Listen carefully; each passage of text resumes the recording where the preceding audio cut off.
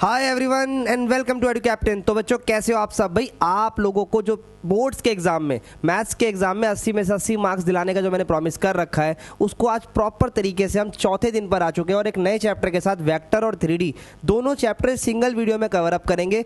पहले इनके फॉर्मूलोज को भी पढ़ेंगे और कैसे कैसे क्वेश्चन पेपर में बन सकते हैं या क्या क्वेश्चन पेपर में पूछे जा चुके हैं वो हम कवर अप करेंगे। याद रहे मैं आपको PDF भी देता हूँ क्वेश्चन सॉल्व करने के लिए और साथ के साथ इसमें जो भी क्वेश्चन मैं करवाता हूँ वो बोर्ड के नज़रिए से बहुत इंपॉर्टेंट होते हैं। देखो आपको भी पता है मैथ्स में ऐसा तो होता नहीं है कि आप लोगों ने सिर्फ 4 क्वेश्चंस कर लिए और उससे बात बन गई। क्वेश्चन थोड़े से ज़्यादा करने पड़ते हैं और बहुत ज़्यादा भी मैं नहीं करने के लिए कह रहा हूँ। अगर आपके दिमाग में टॉपिक सिलेक्टेड है ना तो मार्क्स बनेंगे ही बनेंगे। उसी से रिलेटेड इसमें सारी चीज़ें मैं आपको बताने वाला हूँ और 80 में से 80 मार्क्स बिना टाइम टेबल बिना डिसिप्लिन के नहीं आते हैं। तो मैंने आप लोगों के लिए टाइम टेबल बना रखा है और उसी के हिसाब से मैं आपको चीज़ें पढ़ा रहा हूँ। आप देख सकते हो ये हमारा टाइम टेबल होने वाला है।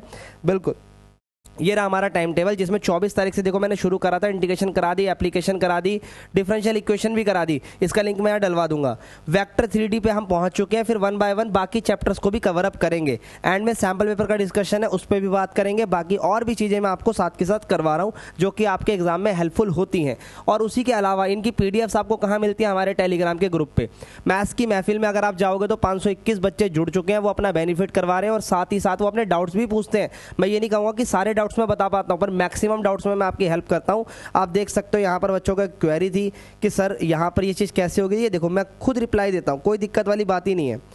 बिल्कुल देख सकते हो आप सब यहाँ पर मेरा रिस्पांस भी आता है, बच्चों से बात भी होती है। नहीं भाई सारी चीज़ें मैं आपको बताता चलता हूँ। तो जल्दी से जाओ डिस्क्रिप्शन में से टेलीग्राम के ग्रुप को ज्वाइन करो और पढ़ाई शुरू करो। अब चलते हैं अपने वेक्टर के टॉपिक पे बिना किसी देरी के। देखो फालतू बातें मैं ज़्यादा करता नहीं हूँ, सीधा पढ़ाई की बातें करते हैं। जो काम की बात थी वो मैंने आपको बता दी। अब वेक्टर पे चलते हैं। देखो भाई अगर मैं डायरेक्ट वेक्टर के क्वेश्चन शुरू करूँ तो मेरे लिए काम आसान हो जाएगा अगर आपको वेक्टर आता है तो। अगर आपको वेक्टर के सारे फॉर्मूले पता है तो अलग बात है, ठीक है भाई। बाकी इस वीडियो में बेशक अभी मैं फॉर्मूले डिस्कस कर रहा हूँ, ये नहीं कि खाली फॉर्मूले डिस्कस कर दूं और आगे निकल गया, नहीं। क्वेश्चंस करवाऊंगा पहले मैं आपको फॉर्मूले के बाद, ये बात याद रखना, ठीक है। तो सबसे पहले वेक्टर क्या होता है अपने को ये पता होना चाहिए। ओके आइए देखते हैं।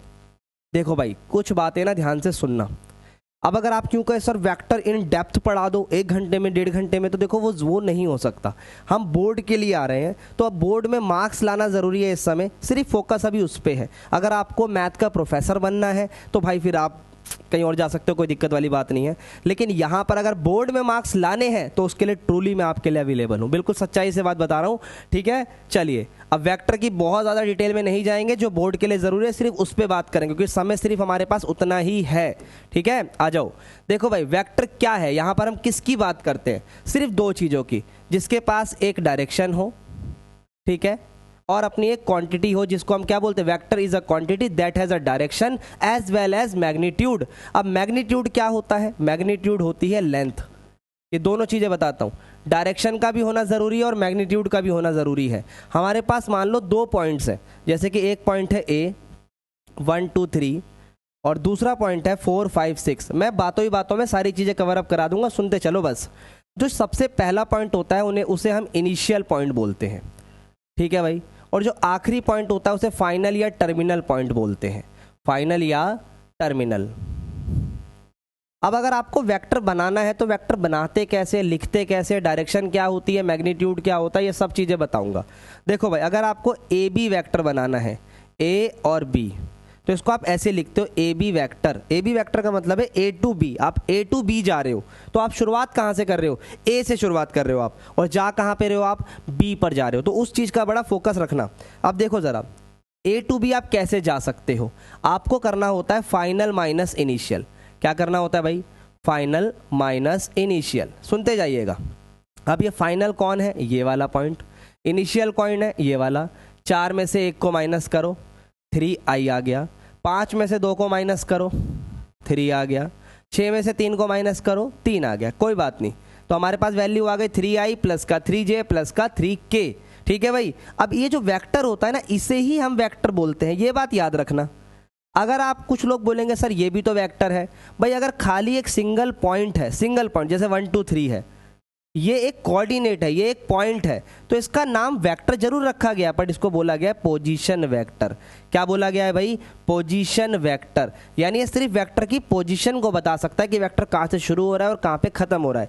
याद रहे कैपिटल लेटर के ऊपर कभी ऐसे वेक्टर नहीं लगता, इसलिए पोजीशन वेक्टर के साथ हमेशा ओ लगता है, ओ फॉर ओरिजिन। याद रहेगी ये बात। स्मॉल लेटर में आप ये चीज़ लगा सकते हो। क्लियर है ये दो छोटी छोटी सी बातें। अब चलते हैं इसके मैग्नीट्यूड की तरफ। अब मैग्नीट्यूड क्या होता है, ध्यान से सुनिएगा भाई। मैग्नीट्यूड में कुछ नहीं करना होता, जो भी आपका वेक्टर बना है, लेट से एक वेक्टर बना ए बी, जिसको आप बोलोगे एक्स आई कैप, वाई जे कैप, जेड के कैप, ठीक है। तो ये हो जाएगा आपका ए बी वैक्टर का मैग्नीट्यूड। ये मॉड्यूलस नहीं है, ये मैग्नीट्यूड है, ये बात याद रखना। यहाँ पर आएगा अंडर रूट। क्या आएगा? Under root. अब अंडर रूट में आपको आई वाली वैल्यू का स्क्वायर करना है, फिर y का, और फिर ये z का, यानी आई जे के। अब ये आई जे के बारे में भी आपको बहुत बातें बताऊंगा, ये चीज़ अगर क्लियर हो गई है तो ठीक है भाई। अब देखो ये जो आई जे के अगर आप लगाते हो तो दो तरीके के कंपोनेंट होते हैं, एक होता है वेक्टर का कंपोनेंट, एक होता है स्केलर कंपोनेंट। पूरी बात सुनना, वेक्टर कंपोनेंट और स्केलर कंपोनेंट। अब वेक्टर कंपोनेंट क्या होता है, आप ऐसे समझो हम रैपिड रिवीजन कर रहे हैं, समराइज कर रहे हैं, तो सीधा पॉइंट टू पॉइंट बातें करेंगे। वेक्टर कंपोनेंट होते हैं जब इनके साथ आई लग जाए, जे लग जाए और के लग जाए, और इनको आप बिना आई जे के बोल दो, जैसे कि एक्स वाई जेड, तब ये स्केलर कंपोनेंट हो जाता है। कभी कंफ्यूज हो जाता है, स्केलर समझ जाओ गिनती होती है, स्केलर होती है गिनती। जैसे कि यहाँ समझो क्वेश्चन में, यहाँ पर आओ समझते हैं। जैसे ये वैल्यू है तो इसमें 3 3 3, अगर सिर्फ इतना बोल रहे हो तो ये स्केलर कंपोनेंट है, बट इन्हीं के साथ अगर आई जे के लगा दिया तो ये आपका वेक्टर कंपोनेंट है। बोलो क्लियर है ये वाली बात? सिंपल सी बात है, और इसमें कुछ सोचने की आपको खास ज़रूरत है नहीं। ठीक है, आगे बढ़ सकते हैं। बहुत बढ़िया। अब इसी के बाद यहाँ पर ना सम, यूनिट वेक्टर, ये सब चीज़ें हमें सीखनी है। जैसे कोई वेक्टर लिखा हुआ है ए वेक्टर, ठीक है, लेट से 3i है, प्लस का 4j है, 5k है। वहीं अब हमारे पास बी वेक्टर है 5i माइनस का j प्लस का 4k। तो अगर कोई आपको बोले a प्लस बी कैसे करते हैं, a माइनस बी कैसे करते हैं, तो सिंपली आप याद रखना, i में से i वाला माइनस होता है, j में से j वाला और k में से k वाला, चाहे वो प्लस हो चाहे माइनस हो। प्रोडक्ट की बात अभी नहीं करेंगे, उसका अपना एक अलग कॉन्सेप्ट है। आ जाओ, a प्लस बी कैसे करें हम, इन i को i से प्लस करो, 5 प्लस 3 8i हो गया, 4 माइनस का 1 तो ये 3j हो गया, 5 प्लस 4 ये 9k हो गया। बोलो क्लियर है क्या? अब इधर आ जाओ माइनस करने के लिए, 3 में से 5 को माइनस करो, माइनस का 2i, 4 में से 1 को माइनस करो, माइनस के 1 को, तो ये प्लस आएगा, और फिर 5 में से 4 को करोगे तो k आएगा। बोलो ये बात क्लियर है क्या? ये बात क्लियर है क्या? चलो बहुत बढ़िया। इस तरीके से एडिशन और सब्ट्रैक्शन करी जाती है। अब पेपर में सबसे ज़रूरी चीज़ जो पूछी जाती है वो होती है ये, कई बार पूछी जाती है। क्वेश्चंस करवाऊंगा, क्वेश्चन काफ़ी ज़्यादा है, बेफिक्र रहो, क्वेश्चन तो भाई बहुत है, बस ध्यान से इसको समझते चलो एक एक चीज़ को। देखो यूनिट वेक्टर क्या होता है? यूनिट वेक्टर एक ऐसा वेक्टर होता है जिसका मैग्नीट्यूड हमेशा 1 आता है, नाम में ही है यूनिट। यूनिट मतलब एक। अब ये कैसे करना है, आओ देखो ये अलग अलग तरीके से पूछा जाता है। पहले आप इसको समझो, लिखते कैसे हैं। ए पे ना कैप लगा देते हैं, तो इसका फॉर्मूला क्या बनता है, ए वेक्टर को उसी के मैग्नीट्यूड से डिवाइड कर दो तो वो ऑटोमेटिकली एक यूनिट वेक्टर बन जाएगा। मैं आपको इसका क्वेश्चन करके दिखाता हूँ कैसे ये क्वेश्चन पेपर में आता है। वो यूँ बोलेगा फाइंड अ यूनिट वेक्टर, पूरी तरीके से समझना, find a unit vector of A 2i plus का j माइनस का k। ठीक है, इसी को आप ऐसे भी बोल सकता है, वो find a unit vector in the direction of this A vector. Same बात, कुछ चेंज नहीं करना। ठीक है भाई, अगले में क्या बोल सकता है इसी तरीके से, find a unit vector parallel to A vector. तो अगर आप नोटिस करोगे यहाँ पे तो बात तो सेम ही चीज़ की हो रही है, बस कहने के तरीके को बदल दिया। एक बार डायरेक्ट पूछा, इन द डायरेक्शन बोला, पैरेलल बोला। तो अगर कोई चीज़ किसी के पैरेलल है, किसी के साथ में जा रही है, तो डायरेक्शन भी तो सेम ही होगी ना, डायरेक्शन भी क्या होगी, सेम ही होगी। तो उस तरीके से इसका यूनिट वेक्टर कैसे निकालोगे आप? सबसे पहले आप लिखोगे ए वेक्टर कौन है, 2i प्लस का j माइनस का k। ठीक है, अब इसका मैग्नीट्यूड निकालते हैं। आ जाओ, मैग्नीट्यूड के लिए क्या कहा था, i वाली वैल्यू का स्क्वायर, जे वाली वैल्यू का स्क्वायर, और के के साथ माइनस है तो उसका भी स्क्वायर, माइनस का ध्यान रखना खास। अब आ जाओ इधर, 2 का स्क्वायर 4, 1 का स्क्वायर 1 और 1 का स्क्वायर 1, कितना आ गया? 6 आ गया जी, ये लो आ गया भाई रूट 6। अब यूनिट वेक्टर कैसे बनेगा, आ जाओ। ए कैप बराबर 2i प्लस का j माइनस का k, डिवाइड में ले आओ रूट 6, क्योंकि फॉर्मूला क्या था? मैग्नीट्यूड से डिवाइड। फॉर्मूला क्या था? मैग्नीट्यूड से डिवाइड। अब डिवाइड करो जरा इसे, 2/√6 1/√6 माइनस 1/√6। बोलो क्लियर है क्या ये वाली बात? ये बन गया अपना यूनिट वेक्टर क्लियर तरीके से, ठीक है। आगे बढ़ते हैं। अब ये तो हो गया यूनिट वेक्टर। यूनिट वेक्टर में कई बार आपसे क्या बोल दिया जाता है कि, मैं लिख के दिखाता हूं, find a vector that has magnitude 8 unit, ठीक है, in the direction of A vector. तो आपको कुछ नहीं करना, सिंपली जैसे कि अगर मैं आपको यूं कहूं यूनिट वेक्टर निकालो, तो इसका मतलब मैं आपसे एक ऐसे वेक्टर की डिमांड कर रहा हूं जिसका मैग्नीट्यूड 1 है, तो इसमें डिमांड हो रही है आप लोगों के लिए 8 यूनिट की। तो आप क्या करोगे, ए वेक्टर उसका मैग्नीट्यूड, ए कैप वेक्टर को उसके मैग्नीट्यूड से डिवाइड करना, तो ये तो आ गया यूनिट। उसके बाद बस उसको 8 से मल्टीप्लाई कर देना, तो 8 से मल्टीप्लाई करते ही अपना आंसर आ जाएगा। बोलो बात समझ में आ गई क्या? कर सकते हो क्या इसे? फटाफट करिएगा, कमेंट में आंसर बता दीजिएगा, और कुछ नहीं करना, ठीक है भाई। यहाँ तक सारी चीज़ें क्लियर है क्या? चलो अब देखो भाई, करने को तो बहुत चीज़ें, बस मैं ना आपको इंपॉर्टेंट चीज़ें बताते चल रहा हूँ, और सीधा उसके भी क्वेश्चंस कराऊंगा। बहुत क्वेश्चंस हैं, आ जाओ देखो, और पेपर में आए हुए क्वेश्चंस हैं और आ सकते हैं। इस बार फिक्स है कि 2 मार्क्स का क्वेश्चन आपका आना ही आना है वेक्टर से, और 5 मार्क्स का या 3 मार्क्स के 2 क्वेश्चन आपसे आने 11 3D से और वेक्टर से मिलाकर। आ जाओ। अब अगर हम इसकी बात करें और हम इसमें क्या पूछ सकते हैं भाई, और इस तरीके से वो आपसे पूछता है, ध्यान से सुनना। Find a unit vector. मैं यूनिट वेक्टर पे क्यों इतना जोर दे रहा हूं भाई? पूछता है क्वेश्चन, सीधी बात है। फाइंड अ यूनिट वेक्टर, ठीक है, इन द डायरेक्शन या पैरेलल, इन द डायरेक्शन या parallel to A vector plus B vector. अब क्या करें सर, अब ये तो 2 प्लस में आ गए, तो अगर एक बात बताओ, अगर आप ए और बी को प्लस करना जानते हो तो एक नया वेक्टर सी बनेगा। तो बेसिकली वो सी वेक्टर का यूनिट वेक्टर पूछ रहा है आपसे, बात खत्म। यानी कभी भी किसी के पैरेलल यूनिट वेक्टर पूछे तो उसी का यूनिट वेक्टर निकाल दो। जैसे कि इस क्वेश्चन में बोला यूनिट वेक्टर बताओ जो इसके पैरेलल हो, जो इसके पैरेलल हो, तो आपको इसी का यूनिट वेक्टर निकाल देना है। Find a unit vector parallel to Aman भैया, find a unit vector parallel to Aman भैया, तो मतलब अमन भैया का यूनिट वेक्टर निकाल दो, निकालने मत लगना, ठीक है। आ जाओ, कोई बात नहीं। तो भाई पैरेलल जिसके भी होगा उसी का यूनिट वेक्टर निकाल दो, बात खत्म, ठीक है। आइए आगे बढ़ते हैं, ये वाली बात हमारी क्लियर। अब हम चलते हैं अपने सेक्शन फॉर्मूले पे। बच्चे इसे बड़ा अंडर एस्टिमेट करते हैं भाई, और पेपर में इससे क्वेश्चन बनता ही बनता है, ठीक है भाई। हमेशा नहीं आता पर पूछा जाता है। देखो सेक्शन फॉर्मूले में अपने पास 2 तरीके से पॉइंट होते हैं, ए और बी, बीच में आता है सी। अगर 2 तरीके से होते हैं, ध्यान रखना, अभी मैं समझाऊंगा आपको। ये हो गया मान लो m/n, इस ए वेक्टर को हमने नाम दे दिया ओ ए वेक्टर, बी को नाम दे दिया ओ बी वेक्टर, इसको नाम दे दिया ओ सी वेक्टर, ठीक है। अगर मैं यूं कहूं O C vector divides A B vector, क्योंकि इस पूरी लाइन तो ए बी है ना, इन divides A be in m/n, तो आपको ओ सी बताना है कैसे आएगा। तो मेरे पास सिंपल सा तरीका है भाई इसका, ध्यान से सुनना। इसके आगे एक वर्ड आता है, उसके बारे में भी बात करेंगे। इंटरनली, क्या वर्ड आ गया? इंटरनल। अभी से इंटरनली और एक्सटर्नली की बला को समझो। अगर ये सी अंदर की तरफ है तो ये इंटरनली डिवीजन है, बट अगर ये सी बाहर की तरफ आया, ये ए और बी को एक्सटर्नली डिवाइड करेगा।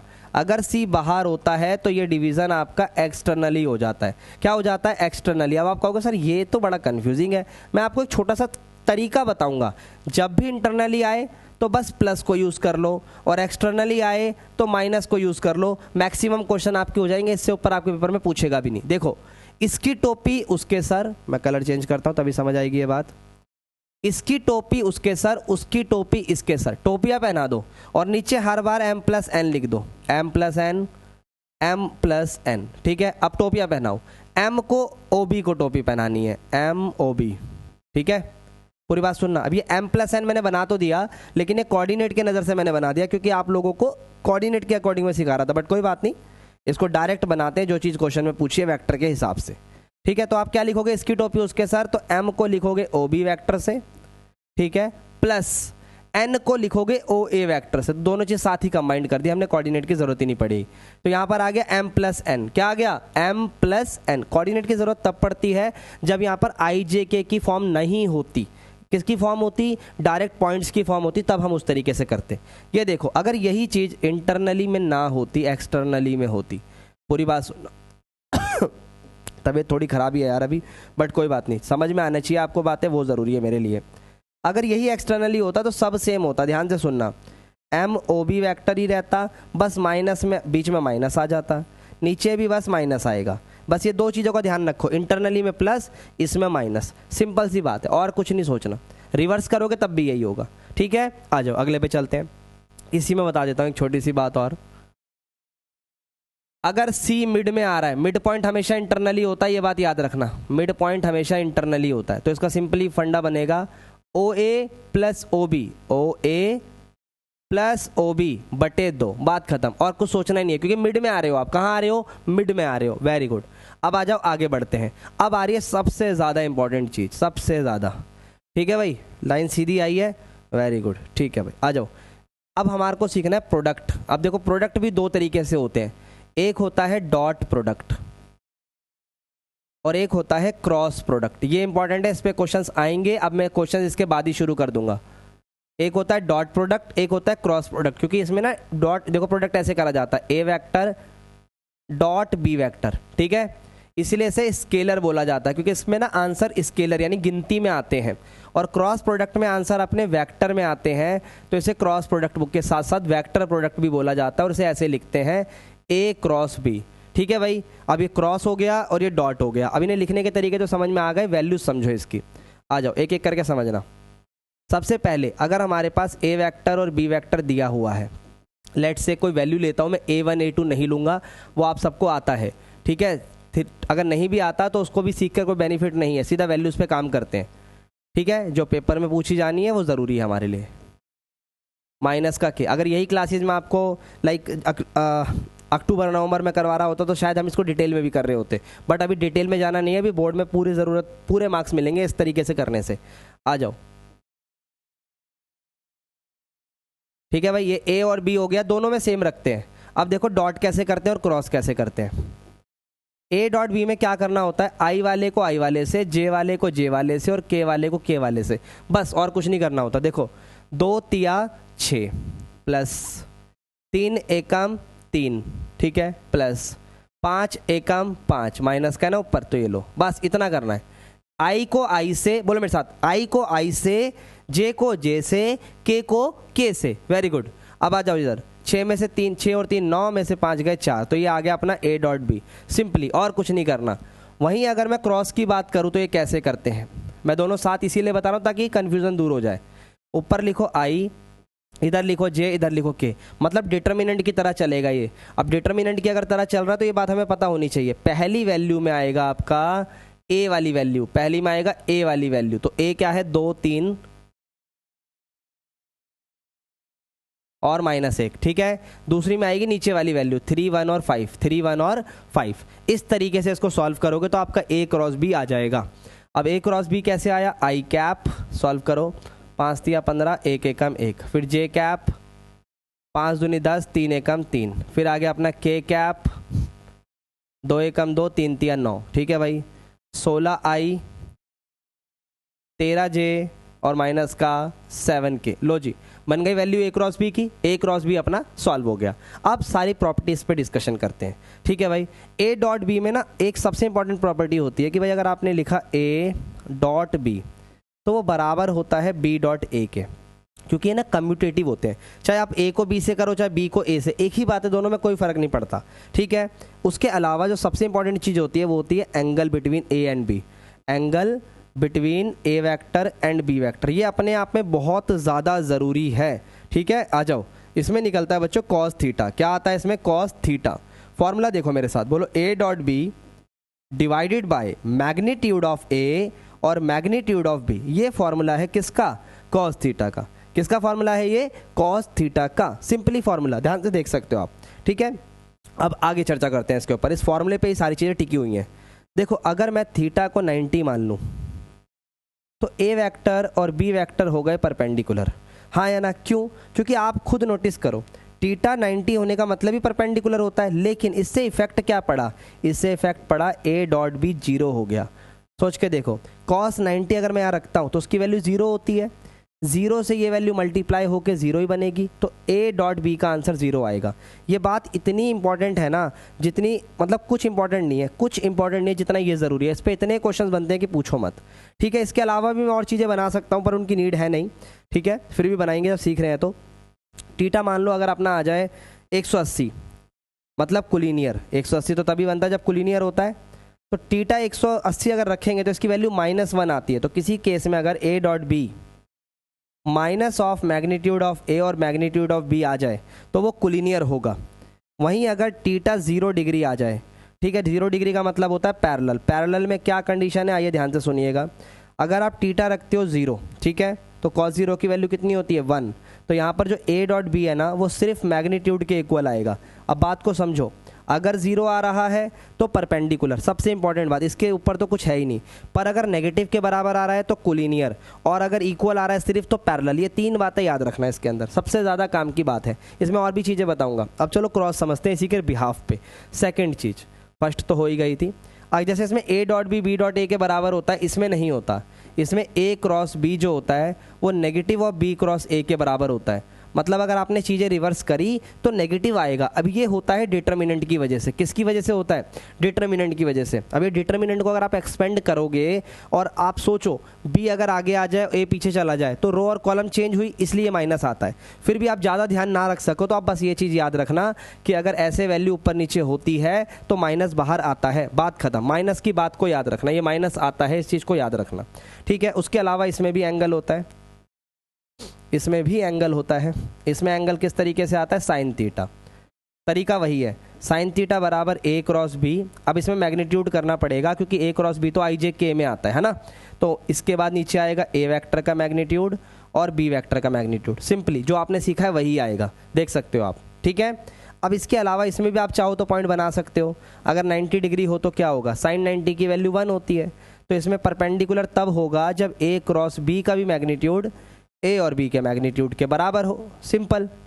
लेकिन और चीज़ें, थीटा अगर 0 हुआ मतलब पैरेलल की कंडीशन, ये तो परपेंडिकुलर है। अगर पैरेलल की बात करें तो क्या होगा, आइए सुनते हैं। देखो पैरेलल वाले में ना 0 आ गया तो साइन 0 तो 0 ही होता है। अब 0 का मतलब होता है जब दो लाइनें आपस में कभी ना काटे, पैरेलल रहें, ठीक है ना। तो यहाँ पर जो आपका ए क्रॉस बी का मैग्नीट्यूड है वो 0 आएगा। बेसिकली आप यूँ समझो कि जो ए क्रॉस बी है वो 0 वेक्टर आएगा। अब वो 0 वेक्टर कब आएगा अभी मैं आपको समझाऊंगा, ठीक है। अभी इसको हटा दो, अभी मत सोचना। और कुलिनियर भी सिमिलरली आप बना सकते हो, वो भी 0 ही आएगा, सेम ही होता है। इन दोनों की कंडीशन सेम ही बैठेगी क्योंकि साइन पाई की वैल्यू भी अपने पास 0 ही बनने वाली है और कुछ सोचना नहीं है, ठीक है। इंपॉर्टेंट चीज़ें क्या है मार्क कर देता हूँ एक बार फिर से। एक ये वाली, और ये तो खैर है ही, और ये भी है ही, ठीक है। अब इसको थोड़ा सा और एनहांस करते हैं और चीज़ों को बढ़ाते हैं। आ जाओ, देखो सबसे पहले डॉट में करेंगे, यहाँ क्रॉस में करते रहेंगे, ठीक है। डॉट में और क्या चीज़ें होती हैं भाई, देखिएगा। डॉट में सबसे पहले तो आपको ये पता होना चाहिए कि अगर आप आई डॉट आई कर रहे हो, जे डॉट जे कर रहे हो, के डॉट के कर रहे हो, या आई डॉट जे कर रहे हो और जे डॉट के कर रहे हो और के डॉट आई कर रहे हो, तो सिमिलरली ये चीज़ आप उसमें भी करोगे, बिल्कुल। आई क्रॉस आई, जे क्रॉस जे बराबर है ये, और के क्रॉस के। वहीं अगर आई क्रॉस जे करा, जे क्रॉस के करा, के क्रॉस आई करा, तो दोनों में बातें फ़र्क आने वाली है। आइए देखते चलिए। देखो भाई, यहाँ से एक बात समझ में आ रही है कि आई डॉट अगर आई है तो 1 आएगा। क्यों आएगा 1? सोच के देखो भाई, आई अपने आप में एक वेक्टर है, दूसरा आई भी वेक्टर है, तो इसकी वैल्यू 1, इसकी वैल्यू 1, 1 इंटू 1 क्या आएगा? 1 ही तो आएगा। लेकिन अगर आई को किसी और के साथ करोगे तो 0 आएगा। क्यों? क्योंकि एक वेक्टर है आई 1 आई और एक वेक्टर है 1 जे, तो इसके पास कोई आई नहीं है तो 0 इंटू 1 0, इसके पास कोई जे नहीं है तो 0 इंटू 1 0। तो 0 ही आना है। इसीलिए ये दो वैल्यूज़ फिक्स है और पेपर में इसके ऊपर MCQ क्वेश्चन बन जाता है, तो इसको याद रखिएगा। इसीलिए मैं आपको ये चीज़ें बताते चल रहा हूँ ताकि आपकी कन्फ्यूज़न जो है ना दिमाग में वो क्लियर रहे कि कौन सी चीज़ कहाँ पर पढ़नी है और कहाँ पर पूछी जा सकती है। सिमिलरली यहाँ आ जाओ, ये ऑलरेडी 0 होता है, क्योंकि आपको एक छोटी सी बात बताता हूँ कि भाई A क्रॉस A 0 के बराबर होता है, क्योंकि आपको पता होना चाहिए दो रो अगर आइडेंटिकल हो जाए डिटर्मिनेंट में, दोनों सेम वैल्यू आ जाए तो आंसर 0 के बराबर आता है। चेक कर सकते हो आप। अब इसके बारे में भी बात करेंगे, ठीक है। देखो I क्रॉस J अगर करते हो तो वो K के बराबर होता है, J के I के I J के। इसको समझो, ये इस तरीके से चलता है ऑर्डर। यहाँ पर लिख दिया मैंने I कैप, यहाँ लिख दिया मैंने J कैप और यहाँ लिख दिया K कैप। तो I J के साथ K आएगा, देखो I और J ऑर्डर ऐसे चलना चाहिए। I J के साथ K आएगा, J K के साथ I आएगा, ठीक है। और अगर K I आया तो J आएगा, देख सकते हो ऑर्डर सही है। लेकिन अगर इस ऑर्डर में कुछ परिवर्तन हुआ, मतलब रिवर्स हुआ, जैसे कि J क्रॉस I हो गया, K क्रॉस J हो गया, रिवर्स हो रहा है ना ऑर्डर, अब I क्रॉस K हो गया, तो इसमें आंसर माइनस में आ जाएगा। इसमें क्या आएगा, माइनस माइनस, तो यह आएगा K I और ये आएगा J, तीनों चीज़ें माइनस में, यहाँ प्लस में और यहाँ माइनस में। अब अगर यहाँ पर ये 0 है तो ज़रूरी तो नहीं है ना इसमें भी 0 हो। आ जाओ, ये भी समझा देता हूँ। एक बात बताओ, ध्यान से सुनना, A डॉट B बराबर आया था ना A के मैग्नीट्यूड और B के मैग्नीट्यूड के, ये बात आई थी ना। ज़रा दोनों को सेम रखते हैं, क्योंकि मैग्नीट्यूड तो हमेशा पॉजिटिव ही होने वाले हैं। अगर मैं A डॉट A करता हूँ तो यहाँ पर ये मैग्नीट्यूड भी सेम हो जाएगा, बिल्कुल। तो यहाँ पर बनेगा, अगर आप दो सेम वेक्टरों को डॉट प्रोडक्ट करते हो तो वो मैग्नीट्यूड का स्क्वायर हो जाते हैं। ये बात बहुत इंपॉर्टेंट है, क्वेश्चनों में आती है, लिख लीजिएगा इसे। A डॉट A, बोलो मेरे साथ, आवाज़ मेरी बैठ गई है बट कोई बात नहीं, सवाल समझ में आएगा आपको। A डॉट A किसके बराबर होता है, मैग्नीट्यूड ऑफ A के स्क्वायर के। A डॉट A किसके बराबर होता है, मैग्नीट्यूड ऑफ A स्क्वायर के, ठीक है भाई। चलो, ये सारी बातें क्लियर होती जा रही हैं, चीज़ें समझ में आती जा रही है। इसकी एक लास्ट बात रह गई, उसे और बता दूं, ठीक है। आ जाओ,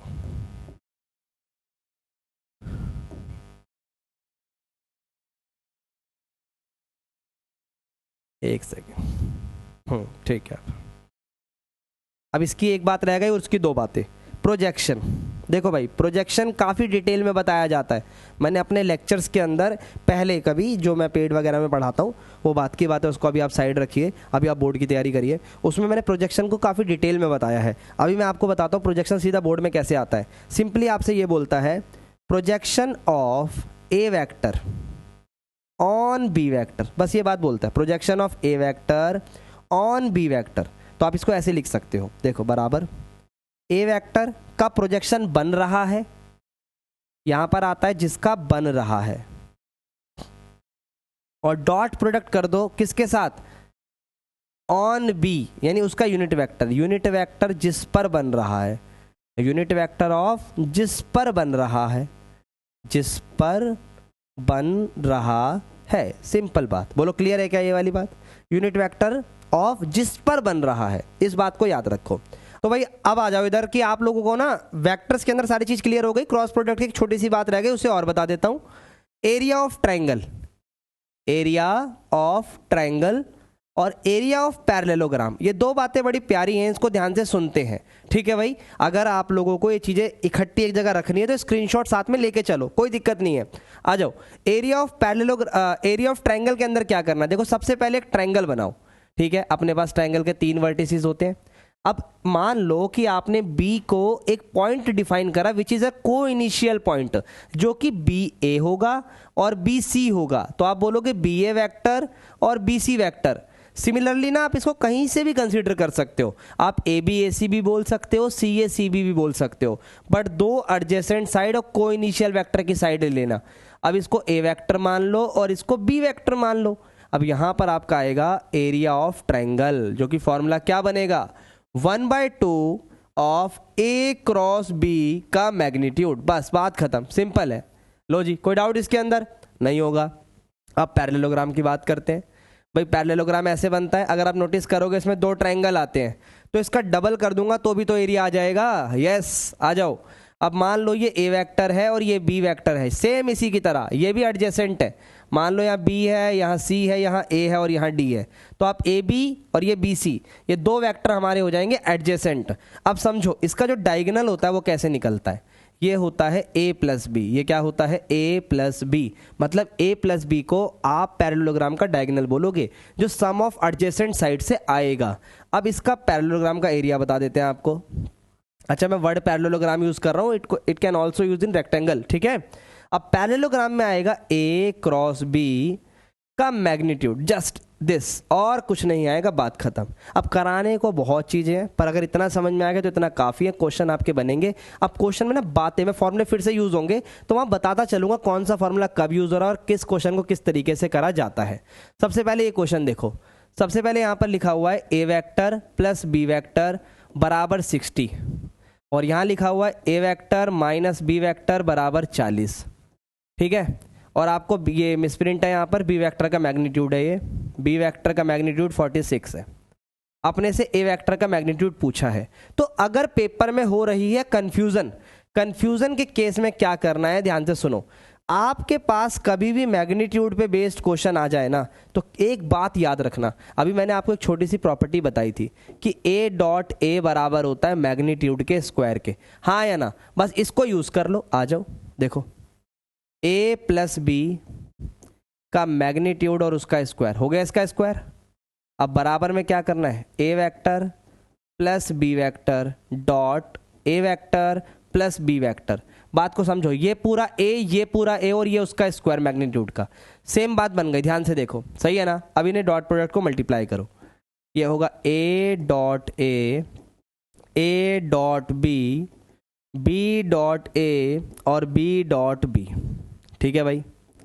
अब क्या कर सकते हैं, मैग्नीट्यूड ऑफ a का स्क्वायर प्लस ये ए बी है, इसको भी ए बी लिख सकते हो आप, नो इशू। क्यों भाई, क्योंकि अभी आपको मैंने कम्यूटेटिव प्रॉपर्टी भी सिखाई थी। ये मैग्नीट्यूड ऑफ b का स्क्वायर हो गया। तो वैल्यूज क्या क्या बन रही है साथ के साथ देखते चलो, क्योंकि कुछ वैल्यूज हमारे पास अवेलेबल भी हैं। देख सकते हो a प्लस बी कितना है सर, 60 है, तो उसका स्क्वायर कर दिया। यहाँ मैग्नीट्यूड ऑफ a का स्क्वायर है plus twice of A B आ गया, और प्लस b का स्क्वायर है, मतलब 46 का स्क्वायर है, ठीक है। अब इसको साइड रखेंगे। अब इधर आ जाओ, सिमिलरली a माइनस बी वाले को भी साथ के साथ सॉल्व कर लो। ये 3 मार्क्स का क्वेश्चन आता है भाई पेपर में, अगर आता है तो ये 1-2 मार्क्स का नहीं है। a minus B dot a minus B. अब अगर आप थोड़ा सा भी सीख चुके हो तो आपको मल्टीप्लाई करने में इतनी दिक्कत आने वाली नहीं है, ठीक है। आ जाओ देखते चलो। यहाँ पर अब आप करोगे a डॉट a, ये डॉट है, यहाँ पर आप लिख सकते हो, चाहो तो आपकी इच्छा है a पहले लिख लो b बाद में लिख लो, फिर अगली बार b पहले और a बाद में, और फिर प्लस में b डॉट b, ठीक है भाई। अब आ जाओ, ये हो गया मैग्नीट्यूड ऑफ a स्क्वायर, ये दोनों सेम ही ट्रीट करने हैं, तो twice of A B plus magnitude of b का स्क्वायर। अगर आप नोटिस करोगे ना, लगभग सिमिलर कंडीशन बन गई है। a का है 40, तो यहाँ आएगा 40 का स्क्वायर बराबर a का square minus twice of A B, और प्लस b कितना है अपने पास 46, ठीक है भाई। क्लियर है यहाँ तक। अब क्या कर सकते हैं सवाल को सॉल्व करने के लिए, उस चीज़ को समझो। ध्यान से देखो भाई, यहाँ पर भी a है, यहाँ पर भी 46 का स्क्वायर है, ट्वाइस ऑफ ए बी को उधर ले जाते हैं, तो 60 का स्क्वायर होगा 3600 माइनस में twice of a dot B बराबर मैग्नीट्यूड ऑफ a का स्क्वायर प्लस 46 का स्क्वायर, ठीक है। मैं ज़्यादा डिटेल में नहीं जा रहा हूँ, सिर्फ अभी यहाँ समझते चलो। इक्वेशन नंबर 1, यहाँ पर 40 का स्क्वायर प्लस का twice of a dot B बराबर मैग्नीट्यूड ऑफ a का स्क्वायर प्लस 46 का स्क्वायर। तो नोटिस करो इक्वेशन 1 और 2 में कुछ सिमिलैरिटी है। इसकी जगह ध्यान से देखो भाई, इसकी जगह मैं इसको रख सकता हूँ, बिल्कुल। आ जाओ, ये देखो ये सेम चीज़ है, तो यहाँ मैंने रख दिया 3600 minus twice of a dot B, ठीक है भाई। यहाँ आ गया 40 का स्क्वायर होता है भाई 1600, और प्लस में आ गया ट्वाइस ऑफ ए बी। अब आगे सॉल्व कर दो, twice of A b twice of a dot b, तो ये हो जाएगा 4 टाइम्स, ठीक है। इधर आ जाओ, 1600 को 3600 में से माइनस करो 2000, 2 और 3 अपना 3600 आ गया, इसको काट दो, तो ये आ गया a डॉट बी बराबर 4 पंजे 20 500। तो ये आ गई a डॉट बी की वैल्यू, बट क्वेश्चन ने तो हमसे मैग्नीट्यूड ऑफ a पूछा है। आ जाओ उसको इसमें पुट कर दो वापस, 3600 माइनस a डॉट बी कितना आया है 500 बराबर ए पूछा है, इसका स्क्वायर कितना होगा 46 का, 2116 हो जाएगा। इसको माइनस करो, 500 दूनी 1000, 1000 को 3600 से माइनस करो, ज़रा करो फटाफट, कितना आएगा सर? 1000 को माइनस करेंगे तो 2600 आएगा। ठीक है, 2600 में से इसको माइनस करो 2116 को, तो ये 484 आएगा। ठीक है भाई, क्लियर है। और साथ में चल रहा है मैग्नीट्यूड ऑफ ए का स्क्वायर। अब एक बात बताओ, अगर ये स्क्वायर यहाँ से हटेगा तो अंडर रूट लगेगा। 484 किसका स्क्वायर होता है? बिल्कुल 22 का। तो लो जी, ए का आंसर 22 आ गया। ऐसे काफ़ी क्वेश्चन आज के लेक्चर में भी और पेपर में भी आते ही आते हैं, तो इसको अच्छे से करना। ठीक है, रिपीट मोड में भी देख सकते हो, कोई दिक्कत नहीं है। अब ये क्वेश्चन आपके सीयूटी में भी पूछा जाएगा, बाकी अभी सिर्फ बोर्ड पे फोकस है तो उसके हिसाब से देखो। सबसे पहले है ए क्रॉस बी के मैग्नीट्यूड का स्क्वायर। ये ब्रैकेट लगा दिया पर ये मैग्नीट्यूड की बात हो रही है। यहाँ पर ए डॉट बी का स्क्वायर है, ठीक है, ये मैग्नीट्यूड ही है भाई, बराबर में 144 है। अब मैं आपको बता रहा हूँ ये चीज़ ना डायरेक्ट होती है, ए का स्क्वायर मैग्नीट्यूड का और बी का, बट क्यों होती है मैं एक्सप्लेन करता हूँ आपको। साइड में चलना पड़ेगा इसके लिए। A cross B divided by magnitude of A और मैग्नीट्यूड ऑफ बी, ये होता है बराबर होता है साइन थीटा। तो क्या मैं ऐसे कह सकता हूँ ए क्रॉस बी बराबर होगा ए बी और साइन थीटा के। ठीक है भाई। सिमिलरली जब आप ए डॉट बी की तरफ जाओगे ना, तो यहाँ पर ए और बी आना चाहिए। लो जी, यहाँ पर आएगा कॉस थीटा। बोलो क्या ये बात समझ में आ रही है? क्लियरली समझ में आनी चाहिए, तभी आगे कर पाएंगे, तभी चीज़ें सीख पाएंगे। ठीक है भाई, आ जाओ फटाफट आ जाओ। अब इसको इधर ले जाओ तो ए डॉट बी क्या बनेगा? सर ए डॉट बी भी कुछ ऐसा ही बनेगा। देखते चलना, कठिन चीज़ें बिल्कुल आसान हो जाएंगी।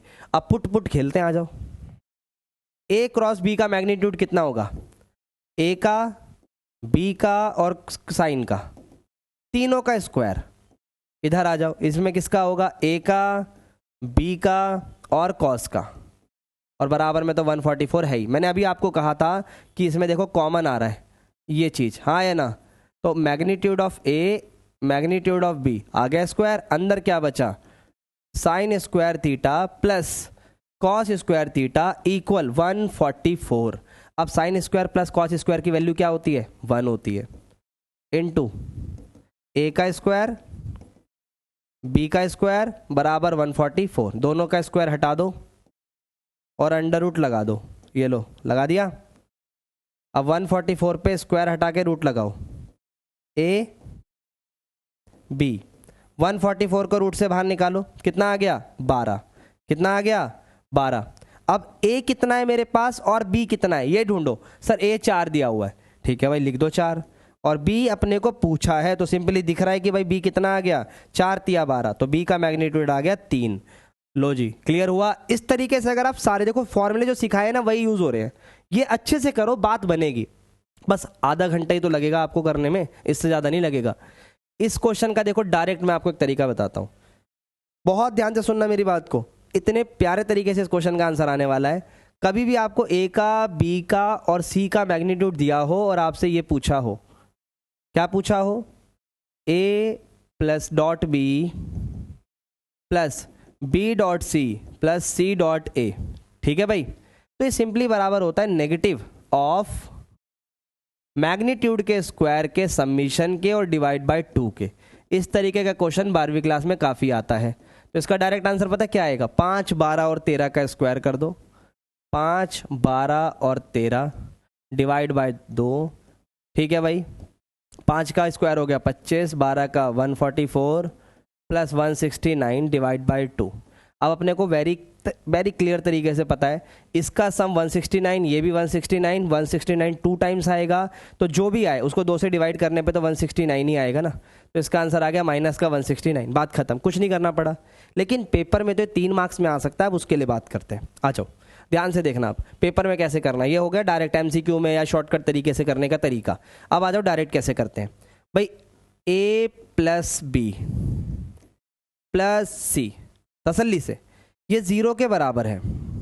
अगर मैं इस पे भी मैग्नीट्यूड लगा दूं और इस पे स्क्वायर कर दूं, तो क्या ये चीज़ 2 बार ट्रीट हो सकती है? बिल्कुल होगी। ध्यान से सुनते जाना पूरी बात।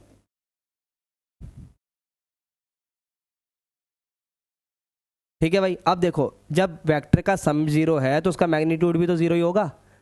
अब इनकी मल्टीप्लाई बड़े ध्यान से करना, A dot A dot B, A dot C. अब बी को करो, B dot A, B dot B और बी डॉट सी। अब सी को करो, सी डॉट ए और सी डॉट बी और सी डॉट सी। ठीक है। अब मैंने आपको कुछ कहा था अभी कि भाई अगर दो वैल्यूज सेम सेम आ रही हैं तो उनका डॉट प्रोडक्ट, या ध्यान से सुनो, तो वो मैग्नीट्यूड के स्क्वायर के बराबर हो जाता है। ये ए डॉट बी है, इसको सी डॉट ए कर लो, क्वेश्चन में जो पूछा है। सुनते चलो बस। ये भी ए डॉट बी हो गया, ये आपका बी का मैग्नीट्यूड का स्क्वायर हो गया, एक आपका बी सी हो गया, फिर आपका सी ए हो गया वापस, और फिर बी सी आपका हो जाएगा, और लास्ट में सी के मैग्नीट्यूड का स्क्वायर हो गया। अब ध्यान से सुनो, ए बी और सी इसको उधर ले चलो, माइनस का ए का स्क्वायर, माइनस का बी का स्क्वायर, माइनस का सी का स्क्वायर। बराबर में देखो, ए बी 2 बार बचेगा, बी सी 2 बार बचेगा, सी ए 2 बार बचेगा, तो twice of a dot b dot c और सी डॉट ए आएगा। बोलो हाँ या ना। अब इधर देखो, नेगेटिव है सब में, 2 डिवाइड में आ जाएगा। ठीक है, तो माइनस कॉमन भी अगर मैं ले लूँ तो ए प्लस बी प्लस सी, और इस पूरे के डिवाइड में 2 आ जाएगा। लो भाई, आंसर आ गया। अब आपको तरीका भी समझ में आ गया, और इस क्वेश्चन को 1 सेकंड में कैसे करना है ये भी आ गया। बोलो हाँ या ना। क्या ये बात क्लियर हो गई? इसको पुट करके आंसर निकाल सकते हो, नहीं निकाल सकते हो? ए का स्क्वायर, बी का स्क्वायर, सी का स्क्वायर, कैमरे से बाहर चला गया मैं, कोई बात नहीं, डायरेक्ट भी निकाल सकते हो ना। ए बी सी का स्क्वायर भी करके निकाल सकते हो, शॉर्टकट से भी, जो पेपर में जितने भी मार्क्स के आ रहा है उसके हिसाब से आप इसे कर सकते हो। ठीक है भाई, अगले क्वेश्चन की तरफ चलते हैं। ये क्वेश्चन आज के टाइम पे काफ़ी पॉपुलर हो रखा है, हो सकता है पेपर में ही आ जाए। ठीक है भाई, ध्यान से सुनना, बहुत बढ़िया तरीके से बताऊंगा। ए बी दिया हुआ है, ए सी दिया हुआ है, और ट्रायंगल की साइड है, तो सबसे पहले बनेगा ट्रायंगल। लो जी, ट्रायंगल बन गया। यहाँ आएगा ए, यहाँ आएगा बी, यहाँ आएगा सी। ए बी क्या है? ए बी है 5i माइनस का 2j प्लस का 4k। ए सी क्या है? 3i प्लस का 4k। ठीक है, आपको बतानी है length of median through a, यानी ए से लेकर डी तक की लेंथ बतानी है। ठीक है, अब एक एक करके ध्यान से सुनना भाई। A D is median, A D is median, तो डी, तो चलो इसकी बात बाद में करेंगे, मिड पॉइंट है। ध्यान से सुनना पूरी बात, एक एक करके। Assume A is origin, assume कर लो ए को ओरिजिन, क्योंकि मीडियन की लेंथ पे जाना है। ठीक है, तो उस हिसाब से बी कितना आएगा? बी, उस हिसाब से सी कितना आएगा? क्यों? क्योंकि अगर ये 0 0 हुआ तो फाइनल माइनस इनिशियल अगर आप करते तो भी ये 5 माइनस का 2 और 4 आता। सही है, और ये वाला कितना आता?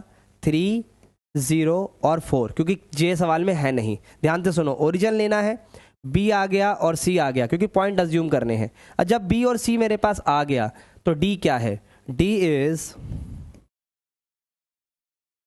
2 मार्क्स में इस बार ये क्वेश्चन आ सकता है भाई, ध्यान से कर लो। D is the mid point of B C. देखो भाई, अगर आप लोग ये चीज़ कर पा रहे हो, मिड पॉइंट आप बता पा रहे हो, तो इसका मतलब आपने क्लास में इतनी देर से ध्यान लगा के रखा हुआ है। और अगर यहाँ तक आप पहुँच गए हो, ध्यान लगा दिया, तो कमेंट में बोलो यस सर आ रहा है, यस सर आ रहा है, ताकि मुझे पता लगे कितना बच्चा ध्यान दे रहा है और कितना नहीं दे रहा है।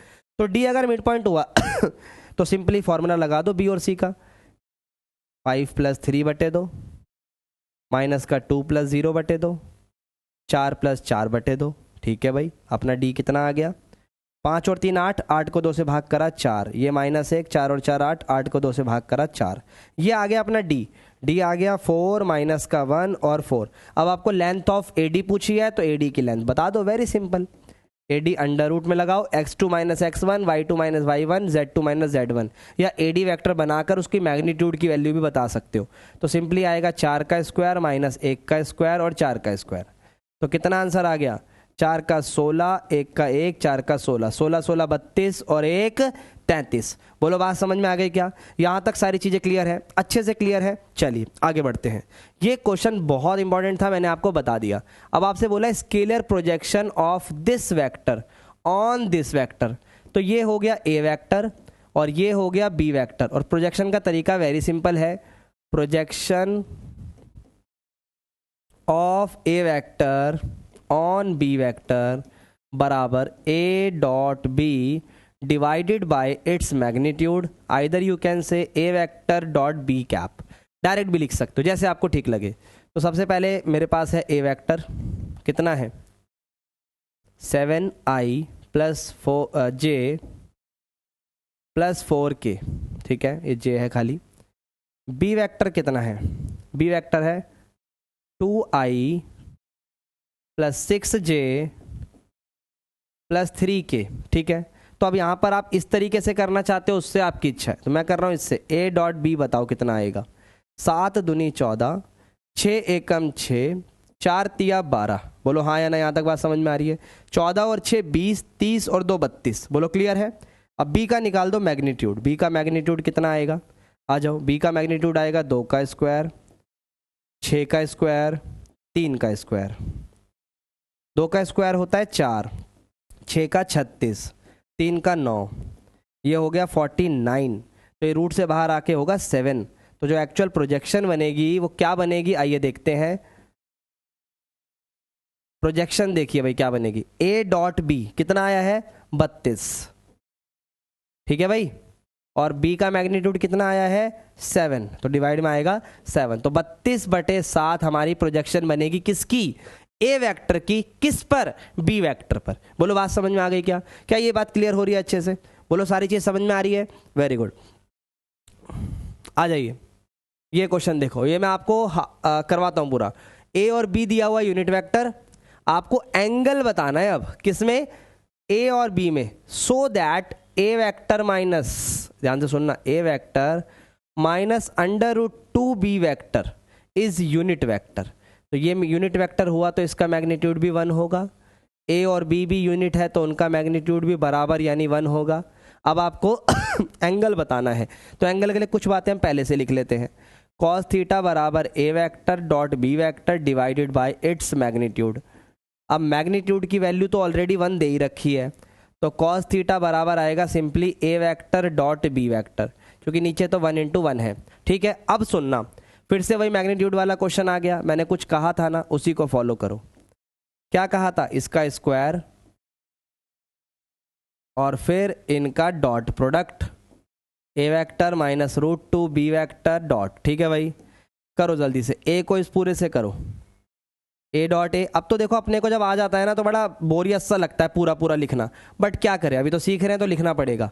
माइनस का √2, क्योंकि अगर मैंने डायरेक्ट करा तो मुझे पता है आपकी गंदी आदत पड़ जाएगी डायरेक्ट करने की। माइनस माइनस प्लस, √2 2 हो गया भाई। देखो √2 मत बोलना, √2 को √2 से मल्टीप्लाई करते हैं तो सिर्फ 2 आता है, ठीक है। इसे हटा देते हैं,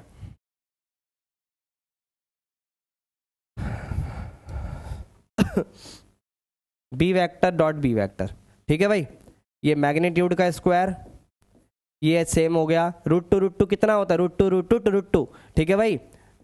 2 a dot B plus twice of b magnitude का स्क्वायर, ठीक है भाई। अब आ जाओ इधर, इसकी वैल्यू है 1 का स्क्वायर 1 ही होता है, इसकी वैल्यू भी 1 है। ये अपना 2 है, a डॉट बी है, ये अपना 2 है। 1 और 2 हो गया 3, माइनस का 2 इधर आके प्लस का, 3 में से 1 को माइनस करोगे ये आएगा 2, ये है 2√2। ज़रा 2√2 को माइनस करते, डिवाइड करते हैं, ठीक है भाई। आ जाओ करो, a डॉट बी बराबर 2 डिवाइडेड बाय 2√2, काट दो इसे, ये आ गया 1/√2। क्या आ गया, 1/√2। यहाँ आएगा a डॉट बी। अब एक बात बताओ, a डॉट बी क्या है, cos theta. a dot b क्या है, कॉस थीटा। कॉस थीटा 1/√2 कब होता है, जल्दी से बोल दो, बात खत्म। सर कॉस π/4 पे, किस पे होता है, कॉस π/4 पे। तो यानी थीटा की जो वैल्यू है वो आ गई π/4। क्लियर है क्या, थीटा की वैल्यू आ गई π/4।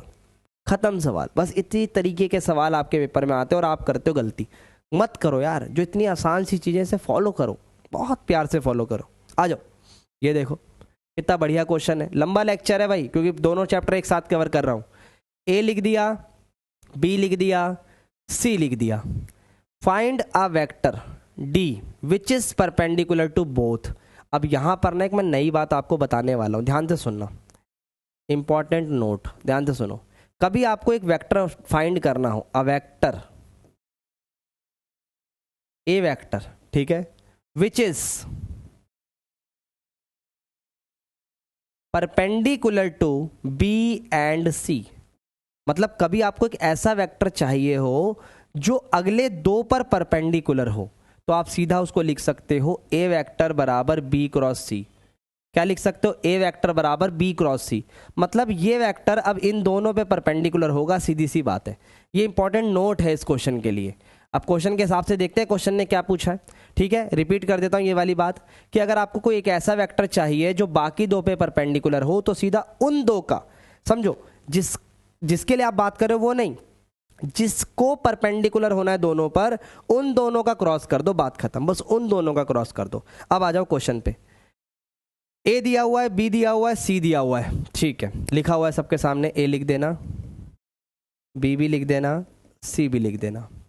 अब क्या बोला है? फाइंड अ वेक्टर डी, यानी जो डी वेक्टर है, which is perpendicular to a and b, यानी डी जो है ना वो ए पे भी परपेंडिकुलर है और बी पे भी परपेंडिकुलर है, और उसके साथ वो बोल रहा है satisfying this condition as well. मतलब सी डॉट डी जो है ना वो 21 भी दिया हुआ है। अगर सिर्फ ये बात होती तो मैं यही लिखता, अभी भी वही लिखूंगा। ध्यान से देखो, जो डी है वो किन दोनों पे परपेंडिकुलर है? सर ए और बी पर, तो मैं लिखूंगा ए क्रॉस बी, बट मैं इसके साथ एक छोटा सा स्केलर वैल्यू लगा लूंगा के। अभी समझो मैंने छोटी सी स्केलर वैल्यू क्यों लगाई, क्योंकि आपको इस कंडीशन को भी सेटिस्फाइड करना है। अगर ये कंडीशन ना होती, सिर्फ परपेंडिकुलर पूछा होता तो मेरा आंसर सही था। अब हमें परपेंडिकुलर के साथ साथ वो कंडीशन भी बतानी है ताकि डॉट प्रोडक्ट 21 भी आ जाए, तो वो स्केलर वैल्यू इसलिए हमने यहाँ पर ली है। अब आ जाओ देखते चलो, किताब से ईजी तरीके से बता रहा हूँ भाई। आई कैप, जे कैप, के कैप, इसको हटा देते हैं भाई। आ जाओ, ए क्या है हमारे पास? 4 5 -1, 4 5 -1। बी क्या है? 1 -4 और 5। ठीक है, और तो कुछ गड़बड़ नहीं है, 4 5 -1 है। ठीक है, अब आ जाओ सॉल्व करते हैं। के तो बाहर ही रहेगा, आई कैप 25 -4 1 जा 4, जे कैप ये हटा दो, 5 चौक 20, 1 एकम 1, तो ये प्लस हो गया। ठीक है, के कैप 4 चौक 16, 5 एकम 5। ठीक है भाई, तो वैल्यू क्या बनी? के 25 में से 4 का 21 आई, 21 जे और 21 के। Very good. तो यानी एक्चुअल में जो डी वेक्टर की वैल्यू अभी फिलहाल आई है वो क्या आई है? डी वेक्टर बराबर 21 के, क्योंकि मैंने 21 कॉमन ले लिया, तो अंदर क्या बचा? आई कैप, जे कैप, के कैप। ठीक है भाई, 21 अगर बाहर आ गया तो आई, जे और के आ गया। अब सुनो, क्वेश्चन ने ये भी दिया है C vector dot D vector is equal to 21। तो आप सी वेक्टर को पहले लिख लो, 3i है ना, ये रहा 3i प्लस का जे माइनस का के। भाई देखो 3i प्लस का जे माइनस का के, ठीक है, ये वैल्यू अपनी किसकी है? सी वेक्टर की। ये रहा अपना सी वेक्टर। अब क्या करना है कि आपको सी को डी के साथ डॉट प्रोडक्ट करना है। डी अपना दिख रहा है ना भाई, 21k करके आ रखा है। अगर आप पूरा भी लिखोगे तो भी वही बात पड़ेगी, चाहो तो 21k को अलग से लिख सकते हो। अंदर आ गया आपका i माइनस जे माइनस का के। अब 21k को कर दो साइड और बाकियों को कर दो डॉट प्रोडक्ट। देखो 3 × 1 3, +1 × -1 -1, माइनस माइनस प्लस, और इक्वल टू में 21 तो आई रखा है, ये कैंसिल हो गया। तो 21k इंटू में 3 इक्वल टू 21, 21 से 21 कैंसिल, तो k की वैल्यू आ जाएगी 1/3। लो जी, k की वैल्यू जब 1/3 आ गई और आपसे d वेक्टर पूछा था, तो यहाँ k की जगह 1/3 को पुट कर दो, अपना d वेक्टर आ जाएगा। तो d वेक्टर की वैल्यू क्या आएगी? 21 कॉमन था ना, 21k अंदर था i कैप माइनस का j कैप माइनस का k कैप, लगा दो भाई उधर 1/3। ठीक है, अंदर आपका क्या बना? आई कैप माइनस जे कैप माइनस के कैप। ठीक है, अब डिवाइड कर दो, आंसर आ गया 7i माइनस का 7J माइनस का 7K। आई होप ये बात अच्छे से समझ में आ गई होगी।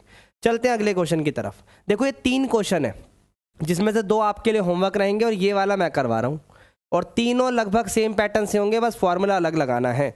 चलो, ये क्वेश्चन पेपर में बड़ा आता है, बच्चा करता है गलत और कई बार तो करते ही नहीं है। क्वेश्चन में देखो ए और बी यूनिट वेक्टर है, तो सबसे पहले तो मैं जो क्वेश्चन प्रूफ करना है उसे लिख लेता हूँ। 1/2 ए वेक्टर माइनस बी वेक्टर। अगर आपको साइन और कॉस करने आ गया तो कुछ बचा ही नहीं है, क्योंकि इन दोनों को फिर डिवाइड करना है, बस बात खत्म। साइन को कॉस से डिवाइड करोगे तो 10 आएगा डायरेक्ट। ठीक है, आ जाओ देखते हैं इसे कैसे करना है। वही बात हर बार की तरह, ए माइनस बी आ गया, और ए का मैग्नीट्यूड और बी का मैग्नीट्यूड 1 होगा यूनिट वेक्टर की वजह से। अब ए वेक्टर माइनस बी वेक्टर का डॉट प्रोडक्ट करते चलो। ये किसके बराबर होगा सर? ये बराबर होगा magnitude of a minus b के स्क्वायर के। चलो, अब ए को इन दोनों से करो। अब तो यार मैं ये चीज़ कई बार बता चुका हूं, तो मैं इसे डायरेक्ट लिख रहा हूं। आज की क्लास में मैंने 2-3 बार बता दी है। ठीक है भाई, पूरा मल्टीप्लाई करने के बाद यही सब बनता है, और a माइनस बी यहाँ पर रख दिया मैंने। अब क्या करना है, ये 1 है, ये भी 1 है, ये 2ab है। ठीक है भाई, और ये प्लस में 1 है। ये हो गया a माइनस का b का स्क्वायर, 1 और 1 2, और ये माइनस का 2a डॉट b, सुनते जाना पूरी बात, और ये आपका a dot b, a minus b का स्क्वायर। सॉरी, अब सुनो, इसमें 2 कॉमन तो आ रहा है और अंदर बचेगा 1 माइनस ए डॉट बी। यहाँ पर इसका रोल बड़ा इंपॉर्टेंट है, ध्यान से देखिएगा। a माइनस बी का स्क्वायर। अब आ जाओ इधर भाई, a डॉट बी किसके बराबर होता है? कॉस थीटा के। कॉस थीटा बराबर होता है a dot B divided by magnitude of A b. ये पिछले क्वेश्चन से बताता हुआ चल रहा हूँ बार बार। भाई a और b की वैल्यू कितनी है? 1 1, तो यानी कॉस थीटा रखा जा सकता है a डॉट बी की जगह। आ जाओ, a डॉट बी की जगह क्या आएगा? Cos theta. ठीक है, यहाँ है इनटू में 2, और बराबर में है a vector minus B vector के मैग्नीट्यूड का स्क्वायर। चलो, अब ये एंगल हाफ का फॉर्मूला लगा दो। 1 माइनस कॉस थीटा, मैंने इंटीग्रेशन की क्लास में भी डिस्कस करा था, कॉस कमजोर, सॉरी साइन कमजोर होता है, इसलिए माइनस वाली बात में आता है। तो यहाँ होता है 2 sine square theta by 2, 2 sine square theta by 2। यहाँ पर आता है A vector minus B vector magnitude का स्क्वायर। अब देखो 2 दूनी क्या हो गया? 4 हो गया। स्क्वायर हटाओ, अंडर रूट लगाओ, तो ये ए माइनस बी के स्क्वायर, और ये लगाया मैंने अंडर रूट। ध्यान से देखना, 2 दूनी कितना हो गया? 4, अंदर साइन स्क्वायर है, रूट से बाहर निकाल दो इसे, ये आएगा 2, साइन स्क्वायर है, बाहर आके होगा साइन थीटा बाई 2। ये होगा ए वेक्टर माइनस बी वेक्टर। यहाँ कैप लगी है तो उससे घबराना मत, वो आप लगा सकते हो, यूनिट वेक्टर की बात हो रही है। 2 कहाँ आएगा? डिवाइड में। लो जी, जो प्रूफ करना था वो बात हुई या नहीं हुई? हो गई, यही तो प्रूफ करना है, हो गई बात खत्म। देख सकते हो आप, एक सेकेंड, हाँ ये देखो, A vector minus B vector 1/2 sine theta by 2, यही चीज प्रूफ करनी है। सिमिलरली जब आप कॉस के लिए करोगे तो बस यहाँ प्लस आ जाएगा, तो फॉर्मूला कॉस का लग जाएगा। इसको जरूर करना है, ये इंपॉर्टेंट क्वेश्चन में आता है और ये बोर्ड में पूछा जा चुका है। ठीक है भाई, चलते हैं अगले क्वेश्चन की तरफ। आइए देखते हैं, ये लीजिए, ये कितना प्यारा क्वेश्चन है। फॉर एनी वेक्टर ए, अब एनी ए वेक्टर बोल दिया तो हमें प्रूफ करने के लिए बोला एक तो ए वेक्टर को आप कोई भी वेक्टर मान लो, एक्स आई वाई जे और जेड के। अब आई कैप के साथ क्रॉस करना है, फिर उसके मैग्नीट्यूड का स्क्वायर करना है। ध्यान से देखना, एक कर लोगे बाकी सारा हो जाएगा। ए क्रॉस आई कैसे करोगे भाई? भाई ऊपर लगा अगर आई जे के, मैं डायरेक्ट भी कर सकता हूँ बट आप सुनो पहले। यहाँ आएगा एक्स वाई जी और नीचे आएगा 1 0 0। 1 0 0 क्यों आया? क्योंकि भाई साफ साफ दिख रहा है यहाँ पर आई लिखा है। क्या लिखा है? आई। आई की वैल्यू सिर्फ 1 होती है, बाकी कुछ है ही नहीं। अब अगर आप इसे एक्सपेंड भी करते हो तो देखो क्या बनेगा, आई कैप कैंसिल 0 0, तो ये 0 ही आएगा। अब जे और के ही आएगा बस इसमें। जे आएगा कितना? देखो 0x माइनस का z, ठीक है। फिर आएगा के देखो क्या आएगा, गया 0x 0 माइनस का y, तो वैल्यू बनेगी प्लस का zj और माइनस का y के। तो उसके बाद जब आप इसका मैग्नीट्यूड निकालोगे, ध्यान से सुनना, इसका जब आप मैग्नीट्यूड निकालोगे तो ये कुछ इस तरीके से आएगा, z square plus y square. और इसका भी जब आप स्क्वायर करोगे a क्रॉस i के मैग्नीट्यूड का, तो ये z square plus y square के बराबर आएगा।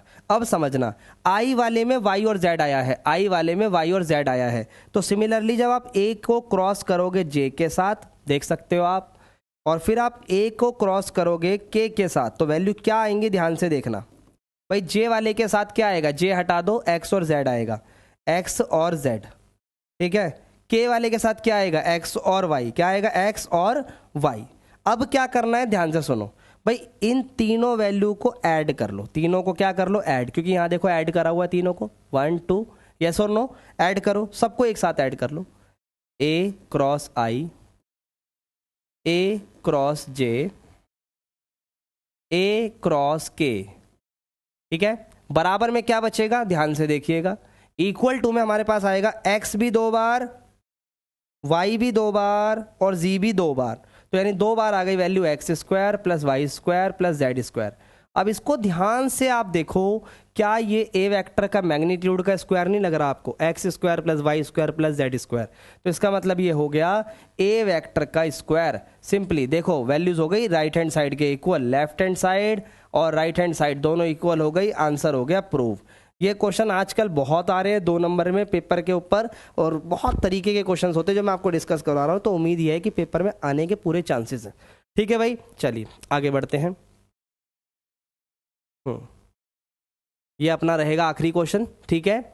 इसमें ए का मैग्नीट्यूड, बी का मैग्नीट्यूड, सी का मैग्नीट्यूड, सच दैट, ध्यान से सुनना ये लाइन, तीनों का मैग्नीट्यूड तो दे दिए, each is perpendicular to the sum of other two, मतलब ध्यान से सुनो, पहले ए वेक्टर का मैग्नीट्यूड लिख दो, बी वेक्टर का मैग्नीट्यूड लिख दो, सी वेक्टर का मैग्नीट्यूड लिख दो, ठीक है। उसके बाद आपको बोला है कि भाई ए वेक्टर परपेंडिकुलर है सम ऑफ अदर टू के, ठीक है। ऐसे ही बी वेक्टर परपेंडिकुलर है सी और ए के, ऐसे ही सी वेक्टर परपेंडिकुलर है ए और बी के। इस तरीके से बातें चल रही हैं कि each vector is perpendicular to the sum of other two. तो इससे क्या बात निकल कर आ रही है, ये बात आप सुनिए। इसमें बात निकल कर आई कि A vector dot product B plus C के साथ 0 होता है, वहीं बी का dot product C plus A के साथ 0 होता है, सी का डॉट प्रोडक्ट ए और बी के साथ 0 होता है, ठीक है भाई, सिंपल बातें। अब क्वेश्चन में क्या क्या दिया हुआ उसे लिख लो, 3 4 5। उसके अलावा अपने से ये पूछा, यार बार बार एक ही चीज यार पेपर में आती भी यही है, ए प्लस बी प्लस सी का स्क्वायर, ठीक है। अब इसको स्क्वायर तो लगाना नहीं है, पर हमने लगा दिया तो हम अंडर रूट भी लगा देंगे। फिर इसका मतलब क्या होता है, सर अभी करवाया था आपने इसके ऊपर, A plus B dot A plus B plus C. भाई एंगल वगैरह के क्वेश्चंस आप कर पाओगे क्योंकि इतनी सारी चीज़ें डिस्कस हो गई हैं, तो ठीक है, क्योंकि हर एक चीज़ पे क्वेश्चन कराऊं वो ज़रूरी नहीं है, ठीक है। अभी क्यों, क्योंकि पेपर में जो जाने के लिए ज़रूरी है वो ज़्यादा मेरे लिए इंपॉर्टेंट है इस समय। ए को ए से करूंगा तो ए डॉट ए होगा, मैं एग्जाम को ही इस समय दिमाग में रख रहा हूँ। ए डॉट बी प्लस सी होगा। अब देखो बी प्लस सी को साथ में करो क्योंकि अपने को पता है 0 होने वाला है। अब बी को करो, बी को कर दो ए और सी के साथ, तो बी को खाली जब आप बी के साथ करोगे तो बी डॉट बी हो जाएगा, ठीक है। अब सी को करो ए और बी के साथ, और सी को सी के साथ एलॉन रहने दो, अकेले रहने दो सिंपली। अब समझो, ध्यान से समझो बच्चों, ये 0 हो गया, ये 0 हो गया और ये 0 हो गया, ये सब 0 हो गए, ठीक है भाई। अब बचा क्या हमारे पास, ए के मैग्नीट्यूड का स्क्वायर, यहां बचा बी के मैग्नीट्यूड का स्क्वायर, वहां बचा सी के मैग्नीट्यूड का स्क्वायर। बोलो बात समझ में आ गई। अब ए का मैग्नीट्यूड क्या है, ए का है 3, बी का कितना है 4, सी का कितना है 5, इसका टोटल करो 50 आ जाएगा। कैसे सर, भाई देखो ना, 4 का 16, 3 का 9, ये तो 25 होता ही है, वो भी 25 तो 50 हो गया। स्क्वायर हटा दो, अंडर रूट लगा दो, लो जी स्क्वायर हटा दिया, अंडर रूट लगा दिया, 50 को रूट से बाहर निकाल दो, अपना आंसर आ जाएगा। क्लियर है ये वाली बात, 5√2 ये अपना आंसर आ जाएगा। फैक्टर 3D में इतने क्वेश्चन बहुत हैं। अगर आप और करना चाहते हो तो एनसीईआरटी में मैंने सिलेक्टेड क्वेश्चंस की वीडियो बना रखी है, वो क्वेश्चन जाके ज़रूर कर लो, ठीक है। आपको इसी के डिस्क्रिप्शन के नीचे ना प्लेलिस्ट मिल जाएगी, तो उसके थ्रू आप उसे कर सकते हो। अब बात करते हैं 3D की। तो 3D पे चलने से पहले कुछ छोटी छोटी बातें हमें सीखनी है, आइए उन्हें सीखते हैं। देखो सबसे पहले अपने को डीआर्स और डिसीज़ के कॉन्सेप्ट के बारे में पता होना चाहिए। डीआर्स और डिसीज़, डीआर्स होते हैं जब हम डायरेक्शन रेशियोज़ की बात करते हैं। अब ये डायरेक्शन रेशियोज़ क्या होते हैं, और डायरेक्शन कोसाइंस क्या होते हैं? Direction cosines. अब डायरेक्शन रेशियो और डायरेक्शन कोसाइंस को बड़ा ध्यान से समझना। भाई देखो, अगर कोई वेक्टर है जिसके आप स्केलर कंपोनेंट की बात करते हो, जैसे वो है ए बी और सी, सिंपल ए बी सी कोई वैल्यू लिखी हुई है, अगर आप इसका मैग्नीट्यूड निकालो और इंडिविजुअली उनको उनके मैग्नीट्यूड से डिवाइड करते जाओ तो वो डायरेक्शन कोसाइंस हमारे आ जाते हैं। देख सकते हो आप, A square plus B square plus C square, similarly A square plus B square plus C square, A square plus B square plus C square. ठीक है भाई, इसके अलावा भी और कई तरीके होते हैं, जैसे कि एंगल अगर आपको दे दे, पर एंगल याद रहे आपको अल्फा बीटा गामा, यानी एक्स एक्सिस, अल्फा मान लो एक्स एक्सिस के अलॉन्ग बन रहा है, बीटा जो है वो वाई एक्सिस के अलॉन्ग बन रहा है, और गामा जो है वो आपका जेड एक्सिस के अलॉन्ग बन रहा है। एक्सिस का अलॉन्ग होना बहुत ज़्यादा ज़रूरी है। ठीक है, अब इसके बाद अगर मैं बात करूं डिसीज क्या बनेंगे, ये बनते हैं कॉस के अलॉन्ग, क्योंकि साफ साफ लिखा हुआ है डायरेक्शन कोसाइंस, ये कॉस थीटा की तो बात करता है, तो ये होता है cos alpha, cos beta, cos gamma, majorly यही बात होती है। घुमा फिरा के तो मैं कितनी भी बातें बना दूं, इसी ए बी सी के मैं बताऊं, अगर आपको मैं यूं बोल दूं, अगर आपको ए कोई पॉइंट है, बी कोई पॉइंट है, तो ए कैसे आएगा भाई? ऑब्वियस सी बात है, फाइनल माइनस इनिशियल करके, फाइनल माइनस इनिशियल करके, तो वो वेक्टर तो हमें बनाना ही आना चाहिए, तभी तो बात बनेगी। अब घुमाने को तो मैं बहुत चीज़ें घुमा दूँ, लिए लो x1 y1 z1, x2 y2 z2, तो पहले तो आपको यही करना पड़ेगा, x2 minus x1, y2 minus y1, z2 minus z1, तो ये डीसीज बन गए, सॉरी डीआरस बन गए। इन्हीं को इनके मैग्नीट्यूड से डिवाइड कर दो तो डायरेक्शन कोसाइंस बन जाएंगे, सिंपल। अब आते हैं इंपॉर्टेंट बात में, भाई याद रखना ये जो डायरेक्शन कोसाइंस होते हैं, ठीक है, जैसे कि ये एल हो गया, ये एम हो गया, ये एन हो गया, ये ना यूनिट वेक्टर से निकल कर आते हैं, कहीं ना कहीं ये यूनिट वेक्टर में भी उपलब्ध होते हैं, तो इनका जो मैग्नीट्यूड है ये भी 1 होता है, यानी l square m square plus n square, ये 1 के इक्वल होता है, इस बात को याद रखो। ठीक है, किसके इक्वल होता है? 1 के इक्वल होता है। अब यहाँ से एक वैल्यू और जनरेट हो गई कि cos square alpha plus cos square beta plus cos square gamma, ये भी इक्वल टू 1 होता है। ठीक है, वहीं अगर मैं बात करूं कि यहाँ से अगर आपसे पूछा जाए sine square alpha plus sine square beta और साइन स्क्वायर गामा, ये क्या होता है? तो ये भाई 2 होता है। ठीक है, कैसे होता है भाई? फॉर्मूला लगाओ, कॉस स्क्वायर को आप क्या लिख सकते हो? 1 minus sine square, 1 minus sine square beta, 1 minus sine square gamma, सारे नेगेटिव उधर जाके पॉजिटिव हो जाएंगे, 1 1 1 3 बचा, और भाई प्लस का 1 इधर आके माइनस हो जाएगा, 3 में से 1 गया, 2 आ गया। यहाँ तक बात सारी क्लियर है क्या? चलिए बहुत बढ़िया, ये छोटी छोटी चीज़ें हैं। अब चलते हैं अपने सीधा कॉन्सेप्ट पे, लाइंस। मैं सीधा इंपॉर्टेंट क्वेश्चंस पे आऊँगा अभी इसके बाद, ठीक है। लाइंस भाई अपने पास 2 तरीके से बनेंगी। पहला तरीका कि आपको पासिंग थ्रू पॉइंट दिया हुआ है, क्या दिया हुआ है? Passing through point. अब ये पासिंग थ्रू पॉइंट क्या होता है, ध्यान से सुनते जाना, क्योंकि आप इक्वेशन बना रहे हो यहाँ पे, लाइंस की क्या बना रहे हो? इक्वेशन, ध्यान से सुनते जाओ। पासिंग थ्रू पॉइंट में आपके पास होता है ए वेक्टर, ठीक है। पासिंग थ्रू पॉइंट को हमेशा ना ऐसे लिखा जाता है, x1 y1 z1, ठीक है, ये बात याद रखना। उसके अलावा पासिंग थ्रू पॉइंट के बाद आपको साथ के साथ एक ही पासिंग थ्रू पॉइंट होता है, इसके अलावा आप लोगों को पैरेलल वेक्टर भी देगा। क्या देगा? Parallel vector. अब ये पैरेलल वेक्टर क्या होता है? आ जाओ आ जाओ। अरे सर चाय तो पी लूंगा, क्वेश्चंस कराने दो। नहीं नहीं कोई दिक्कत नहीं है, कोई बात नहीं। हाँ हाँ मैं हल्का हल्का पी लूँगा, हाँ कोई दिक्कत नहीं। Thank you sir, thank you sir, thank you.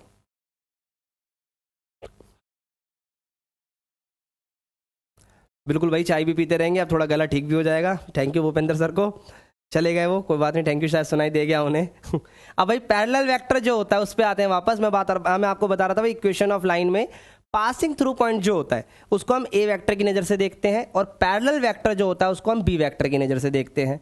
और पैरेलल जो वेक्टर होता है ना, वो किसी भी लाइन के लिए डी आर्स का काम करता है, डी आर्स का, ये बात याद रखना। अभी डिटेल बताऊंगा इसकी।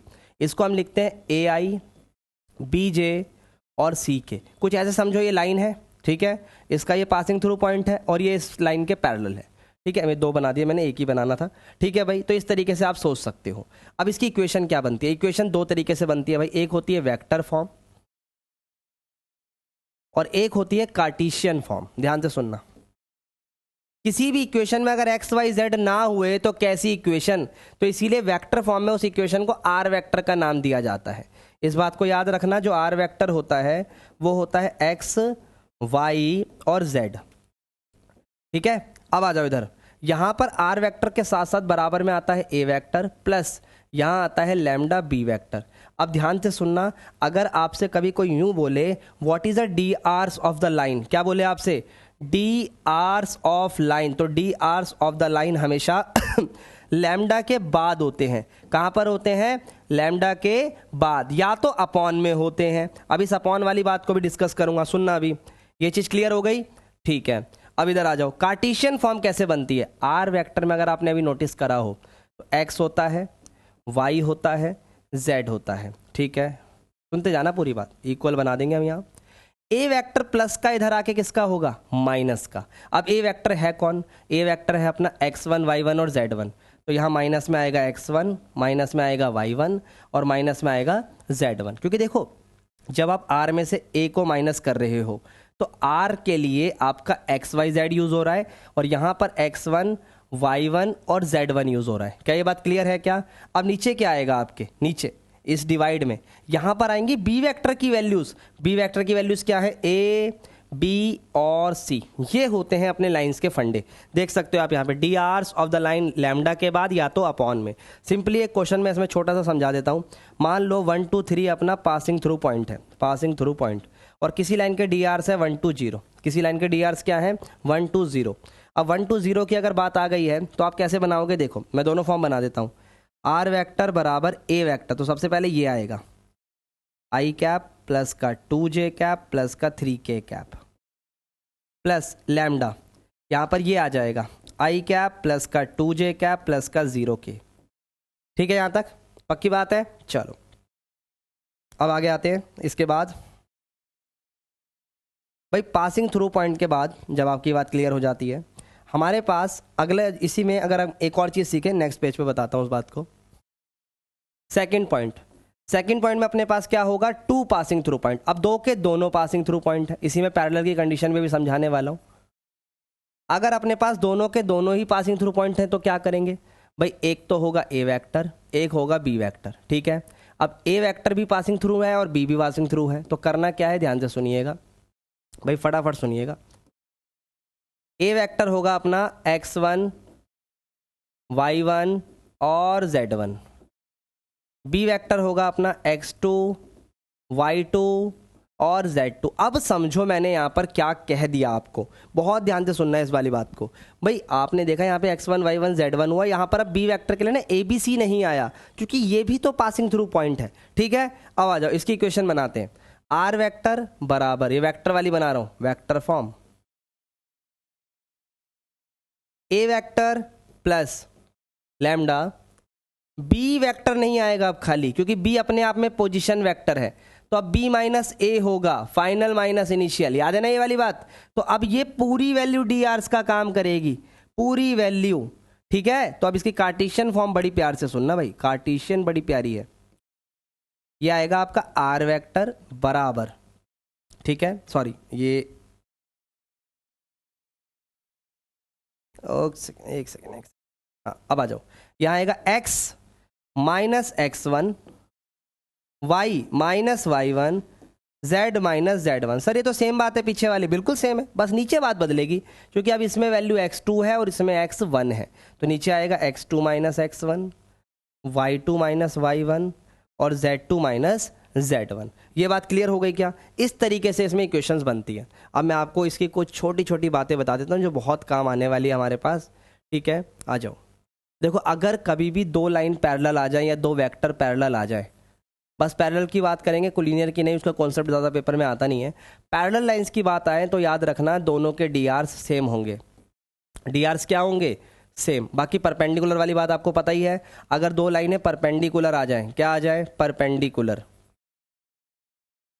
तो इसमें आपको ना ए वेक्टर डॉट बी वेक्टर 0 के बराबर मिलेगा। अब ये ए और बी दो अलग अलग वेक्टर हैं, उनको पासिंग थ्रू मत समझना, अलग अलग हैं। तो भाई परपेंडिकुलर में डॉट प्रोडक्ट 0 ही रहेगा, और अगर लाइन पैरेलल हुई तो उनके डी आर्स सेम होंगे। ठीक है, डी आर्स के एक छोटा सा कॉन्सेप्ट और बताता हूँ कि भाई कभी अगर आप लोगों के पास इस तरीके से डी आर्स आ जाए 24, 40 और 50, तो आप क्या कर सकते हो ना, इसको स्मॉलेस्ट फॉर्म में भी कन्वर्ट कर सकते हो। ये डी आर सही है, मैं ये बात क्यों बता रहा हूँ, कई बार ऑप्शंस में आ जाती है और बच्चा गलत कर देता है। तो इसको आप ऐसे भी काट सकते हो और आप लिख सकते हो 12, 20 और 25, तो ये भी सही है। ठीक है भाई, तो डी आर्स को प्रोपोर्शन में भी चेंज करा जा सकता है, इस बात को याद रखना। अब कुछ इंपॉर्टेंट पॉइंट है, ध्यान से सुनो। सबसे पहला है D hours of x axis, D hours of x axis, वहीं डी आर्स ऑफ वाई और D hours of z simply. तो एक्स एक्सिस और वाई एक्सिस के जो डी आर्स हैं वो क्या होते हैं, ध्यान से सुनो भाई। एक्स एक्सिस में कोई और पॉइंट तो आता ही नहीं है, तो इसको लिखो 1 0 0, इसको लिखो 0 1 0 और अगले को लिखो 0 0 1। सिंपल कोऑर्डिनेट की तरह ही काम करेगा, 1 0 0 0 1 0 0 0 1। मतलब जिस चीज़ की बात हो ही नहीं सकती वो तो ऑटोमेटिकली जीरो ही होगा, कुछ सोचना ही नहीं है उसके बारे में आपको। ठीक है भाई, चलिए बहुत बढ़िया। इसके अलावा और भी बहुत चीज़ें हैं, अभी क्वेश्चंस के अंदर सब धीरे धीरे डिस्कस करता जाऊंगा। देखो भाई, क्वेश्चन आ गया शॉर्टेज डिस्टेंस का। अब शॉर्टेज डिस्टेंस से पहले मैंने आपको लाइन समझा दी, आप देख सकते हो। ठीक है, लाइन समझा दी है सारी, लाइन का यूज़ बहुत ज़्यादा आता है इसलिए मैंने पहले बता दी। परपेंडिकुलर आपको पता लग गया। ठीक है, और इसके अंदर एक दो चीज़ें और हैं वो सीखते हैं, आ जाओ ध्यान से देखिएगा। अब इसके बाद शॉर्टेज डिस्टेंस का टॉपिक करेंगे, बट उससे पहले छोटी सी एक चीज़ बता देता हूँ, एंगल। अब एंगल में क्या होता है, अपने पास दो लाइनें हैं, आर वेक्टर आर वेक्टर। इस पर क्वेश्चन नहीं कराऊंगा क्योंकि ये इजी है, ये मैं डिस्कस कर चुका हूं। A1 A2 plus lambda lambda, B1 ये म्यू बना लो, जब दो अलग अलग लाइन आती है तो लैम्डा और म्यू बदल जाते हैं, ये B2 हो गया। अब अगर मैं आपसे बोलूं इस लाइन में डी आर्स कौन है, तो आप क्या बताओगे, इस लाइन में डी आर्स कौन है, बस सोच के बताओ, ए है या बी है। इसमें बिल्कुल बी होंगे, तो इनको डी आर्स बोला जाएगा। तो यहां पर जो एंगल का फॉर्मूला है वो ये बनेगा, कॉस थीटा बराबर b vector dot B2 vector divided by magnitude of B1 और मैग्नीट्यूड ऑफ B2। ये आपकी वैल्यू बनती है। आई होप ये चीज़ अच्छे से क्लियर हो गई होगी। चलो आगे बढ़ते हैं, एंगल वाली बात क्लियर हो गई। ठीक है, और देखते हैं।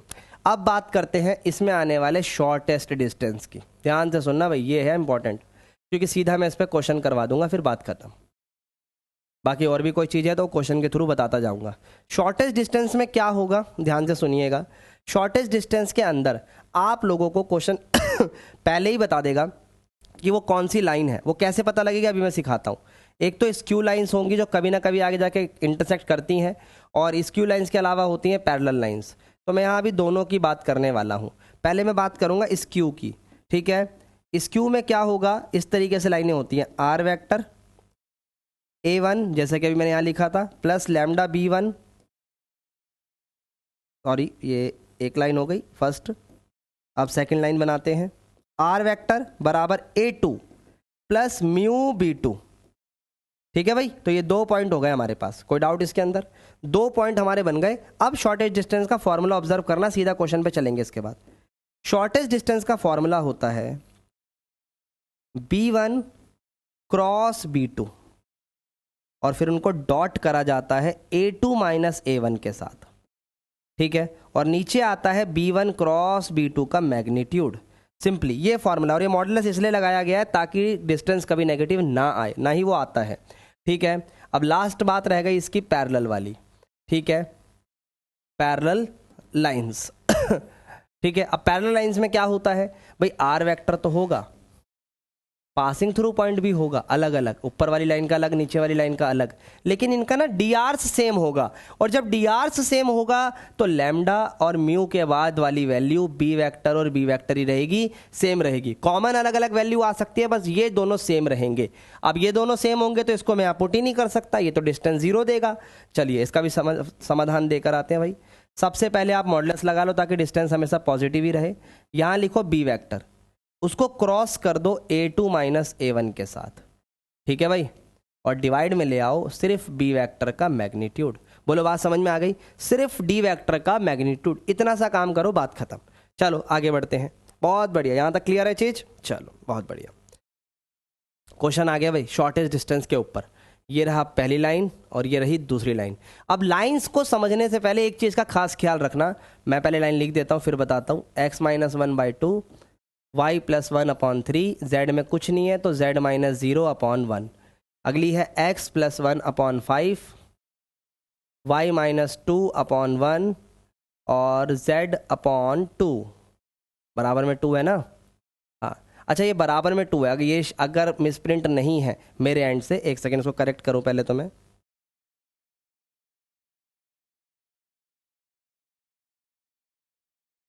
हाँ अगर मेरे एंड से मिसप्रिंट नहीं है तो देखो ये इक्वल में जो 2 है ना, ये कहीं ना कहीं लैम्डा का काम करेगा, तो इसको आप इग्नोर करोगे तो वैल्यू बनेगी z माइनस 0/1, जैसे कि ये z है। हाँ अगर ये कुछ अलग से होता, क्योंकि देखो ये जब सबके इक्वल है, ये भी इक्वल है, ये मिसप्रिंट ही है और कुछ नहीं, ये सबके इक्वल है, तो z खाली अकेला है, तो अगर इसके भी इक्वल में कुछ होता तो उसे इग्नोर करना। तो इस 2 की बात अभी हम नहीं कर सकते, ये कहीं ना कहीं क्वेश्चन में मेरे से प्रिंटिंग एरर हो गई है, बट क्वेश्चन सिर्फ इतना है, सिर्फ इतना है। ठीक है भाई, चलो सिर्फ इतने पे बात करते हैं। वैल्यू सारी बन गई है, अब क्या करना है, इसको कन्वर्जन करना है। आर वेक्टर फर्स्ट लाइन, फिर सेकंड लाइन, आर वेक्टर बराबर सबसे पहले पासिंग थ्रू, फिर लैम्डा, फिर म्यू, और फिर अपने वेक्टर की वैल्यूज, फिर सारी वैल्यू सॉल्व करेंगे। ठीक है, आ जाओ। पासिंग थ्रू पॉइंट बताओ क्या होगा भाई। याद रहे x y z ये इंडिपेंडेंट रहने चाहिए, मतलब इनके मल्टीप्लाई में कुछ और नहीं होना चाहिए। अगर जैसे यहाँ 2 मल्टीप्लाई में है तो पहले उसे अरेंज करो, 2 से 2 काटो, एलसीएम लो, डिवाइड करो, कुछ भी करो, बट इसे इंडिपेंडेंट करो, तभी अगला सवाल शुरू करना, वरना उससे पहले बात शुरू मत करना। ठीक है, तो सब इंडिपेंडेंट है, देख सकते हो आप, तो मैं कर सकता हूँ। अब सवाल में होता था x माइनस x1, तो ठीक है x1 कौन हुआ, यहाँ पे 1 हुआ, तो ये आ गया आई कैप। यहाँ माइनस का j आएगा, क्योंकि वहाँ माइनस होता है, यहाँ प्लस है तो साइन माइनस का आएगा। यहाँ पर क्या आएगा, z के आगे 0 है तो 0 के ही लिख लो, क्या दिक्कत है। अब अगला, नीचे वाली बात बाद में करेंगे, पासिंग थ्रू की कर लेते हैं पहले, ये चीज़ अलग करेंगे। ये आएगा माइनस का i, ये आएगा प्लस का 2j, और ये भी 0 ही क्या आ रहा है, कोई बात नहीं। अब डी आर्स की बात करते हैं। पहली लाइन के डी आर्स क्या है, 2 3 और 1। ठीक है भाई, अब म्यू क्या है हमारा, इसके आगे वाली वैल्यू 5 1 1, क्या है 5 1 और 1। बोलो क्लियर है ये वाली बात, सारी चीज़ें बन गई। अब ये हमारा A1 है, ठीक है, ये हमारा A2 है, ये हमारा B1 है और ये हमारा B2 है। इसको आप लिख सकते हो प्रॉपरली, बता दो A1 कौन है, B1 कौन है, A2 कौन है और B2 कौन है। इस चीज़ को आप लिख सकते हो, लिखना पड़ेगा। अब सबसे पहले क्या क्या चाहिए अपने को, फॉर्मूला देख सकते हो आप चाहो तो, ये रहा। ठीक है, आ जाओ। अब पहले तो ये पता लगाओ लाइंस पैरेलल तो नहीं है, कहीं से भी पैरेलल नहीं है, पूरी वैल्यूज अलग है। तो सबसे पहले आप करोगे B1 क्रॉस B2 का मैग्नीट्यूड, तो उससे पहले वेक्टर फाइंड कर लेते हैं, मैग्नीट्यूड की बात बाद में कर लेंगे।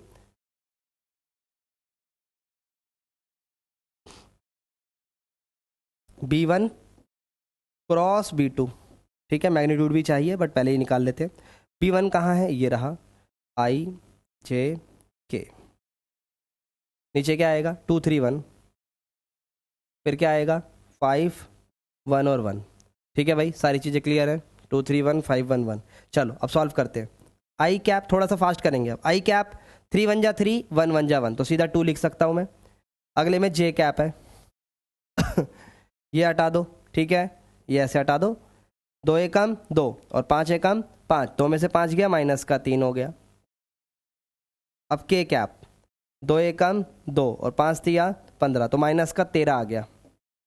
तो वैल्यू आ गई 2 आई कैप प्लस का 3 जे कैप माइनस का 13 के कैप। बोलो ये बात क्लियर है क्या, ये बात समझ में आ रही है। ठीक है, अब आगे इसको बड़े ध्यान से समझना। आ जाओ भाई, अपने पास जब ये वैल्यू आ गई तो इसके बाद अगली वैल्यू क्या चाहिए, सर इसका मैग्नीट्यूड भी चाहिए, तो लगे हाथ निकाल ही लेते हैं। आ जाओ, 2 3 13, 2 3 13, 2 3 और 13 स्क्वायर कर दिया, 2 का 4 हो गया, 3 का 9 हो गया, ये 169 हो गया। 13 था ना भाई, और कुछ तो नहीं है। हाँ ठीक है, अब इन्हें ऐड कर दो, कितना बनेगा 69 और 4 73 है ना, और 73 में 9 प्लस कर दो तो 182 आ जाएगा। ठीक है, क्लियर है, ठीक है, 182 आ गया। अब इसके बाद बात करते हैं आगे अगली चीज़ की। अगली चीज़ क्या रह गई हमारे पास, देखते हैं सर फॉर्मूले में चाहिए A2 minus A1, A2 minus A1। ज़रा A2 माइनस A1 करो बहुत ध्यान से। माइनस आई माइनस आई तो माइनस का 2i, 2 में से माइनस का 1 माइनस करो तो प्लस हो जाएगा, प्लस का 3j, और k तो कुछ है ही नहीं तो जीरो ही आ जाएगा। तो अब हो गई सारी चीज़ें क्लियर। अब शॉर्टेज डिस्टेंस में जब आप पुट करोगे तो सब है हमारे पास। सबसे पहले हमारे पास है B1 क्रॉस B2, उसको डॉट करना है A2 माइनस A1 के साथ, ठीक है। नीचे आपको B1 क्रॉस B2 का मैग्नीट्यूड करना है, ठीक है। आ जाओ ध्यान से देखिएगा, B1 क्रॉस B2 कहाँ है, ये रहा, इसको डॉट करना है इसके साथ। आ जाओ करते हैं, 2 दूनी 4, 3 दिया 9, बस इतना ही है क्योंकि 13 को 0 से करना पड़ेगा। नीचे है 182, तो आंसर आ गया 9 में से 4 गए 5 अपॉन अंडर रूट 182। तो ये अपना आंसर हो जाएगा। बोलो क्या ये चीज़ क्लियर है, अच्छे से समझ में आ गई है क्या? बहुत बढ़िया। अब चलते हैं अगले क्वेश्चन की तरफ, ठीक है भाई। ये देखिए अब जब कोई चीज़ सेम टू सेम आ रही है तो मैं आपको वहाँ पर पॉइंट बनाकर दूंगा, आप करोगे उसे। अब देखो क्या लिखा है, find the vector and the Cartesian equation of the line passing through this point, ठीक है। यानी एक लाइन बतानी है जो इस पॉइंट से पास थ्रू होती है 1 2 और माइनस के 4 से, और पैरेलल है किस लाइन के, जो इन दो पॉइंटों से ज्वाइन होती है, ए और बी से। मैं लिख दूंगा अभी से। अब बात को समझना, जो लाइन हमें चाहिए उसका पासिंग थ्रू पॉइंट तो मिल गया, हाँ या ना? यस सर, आई कैप प्लस का 2j माइनस का 4k कैप, यही तो है। अगली बार अगली चीज, ए क्या है अपना 3 3 माइनस का 5, अगला है 1 0 माइनस का 11, ठीक है। अब अपने को क्या बताना है, ध्यान से सुनना भाई। 1 ये जो वैल्यूज हमारी बन गई है, इससे क्या बनाना है हमें, डी आर्स। क्या बनाने हैं, D hours of required line. अब बात को समझो, पूरी चीज़ समझो। अपनी जो लाइन हमें रिक्वायरमेंट है, जिसकी हमें वेक्टर इक्वेशन और कार्टेशियन इक्वेशन बतानी है, वो इस पॉइंट से पास थ्रू तो हो रही है बट इसके पैरेलल है, और दो लाइन अगर पैरेलल होती है तो उनके डी आर्स सेम होते हैं। तो यहीं से डी आर्स मिलेंगे फाइनल माइनस इनिशियल करके। 1 में से 3 को माइनस करो 2 आएगा, 0 में से 3 को माइनस करो माइनस का 3 आएगा, माइनस के 11 में से माइनस के 5 को माइनस करो तो प्लस होगा, तो ये माइनस का 6 आएगा। बोलो बात समझ में आ गई? अब इसको आप शॉर्ट में 2 3 6 भी लिख सकते हो विदाउट एनी एक्सक्यूज और डाउट, ठीक है भाई। अब क्या कर सकते हैं, इक्वेशन बन गई, आर वेक्टर बराबर, ध्यान से सुनना क्या बनेगी इक्वेशन सर। सबसे पहले आएगा आई कैप प्लस का 2j माइनस का 4k, ठीक है, प्लस लैम्डा 2i प्लस का 3j प्लस का 6k। ये लो जी, वैल्यू बन गई। क्लियर है? अभी पूरी बात सुनना, अभी बात खत्म नहीं हुई है। अब इसके अलावा अगर मुझे सेकंड लाइन की इक्वेशन, ये तो बन गया पहला पॉइंट खत्म, इसकी कार्टेशियन भी बना देना आप। कार्टेशियन आप बनाओगे नीचे, ठीक है, इसकी जगह मैं आपके लिए छोड़ रहा हूं। लेकिन क्वेश्चन वाले ने ये भी बोला है कि आपको इन दो लाइनों के बीच का डिस्टेंस भी बताना है, तो ये मैं आपके लिए छोड़ रहा हूं, पर डिस्टेंस मैं बता के जा रहा हूं कैसे करना है। देखो सबसे पहले आप सेकंड लाइन को ड्रॉ करोगे। सेकंड लाइन कैसे ड्रॉ होगी, वही चीज, आर वेक्टर बराबर A vector plus lambda B minus A vector. तो कुछ चीजें तो आप कर ही चुके हो, ध्यान से देखना। ए वेक्टर कहाँ है, ये रहा पहला इनिशियल 3i प्लस का 3j माइनस का 5k, ठीक है, प्लस लैम्डा की जगह म्यू आएगा, अलग लाइन है, और b माइनस ए तो सेम ही आना है दोनों का, क्योंकि भाई दोनों एक ही तरीके से तो निकल कर आ रहे हैं। 2i प्लस का 3j प्लस का 6k, बात खत्म। ये रही फर्स्ट लाइन, ये रही सेकंड लाइन। अब आप क्या करोगे, पूरी बात ध्यान से सुनना, ध्यान से सुनना भाई। ये रहा a1, ये रहा b वेक्टर, ये रहा a2 और ये रहा बिट्टू, ठीक है भाई। अब पैरेलल, सॉरी बिट्टू मत लिखो, खाली बी लिखो, क्योंकि हमारे पास दोनों लाइनें पैरेलल हैं। अब आपको ये जो मैंने फॉर्मूला डिस्कस करा था ना, इसको यूज़ करोगे आप। इस वाले फॉर्मूले को यूज़ करके कमेंट में मुझे उसका आंसर बताओगे, क्योंकि जब तक मैं आपको होमवर्क नहीं दूंगा ना, तुम कुछ नहीं पढ़ने वाले, मुझे पता है। कितना भी मैं बोल लूँ, कितना भी मैं भोंक लूँ, आप नहीं पढ़ोगे भाई, सीधी बात है। अब ये क्वेश्चन पेपर में आ रहा है बहुत इंपॉर्टेंट तरीके से, कई बार पूछा जा रहा है, कई बार पूछा जा रहा है ये क्वेश्चन। तो कैसे इसको निकाला जा सकता है, आइए मैं आपको बताता हूं। ध्यान से देखो, show that the lines this and this intersect. आपको शो करना है कि लाइन इंटरसेक्ट कर रही है, और आपको पॉइंट ऑफ इंटरसेक्शन भी बताना है। तो कैसे करेंगे इसको, आइए मैं दिखाता हूं।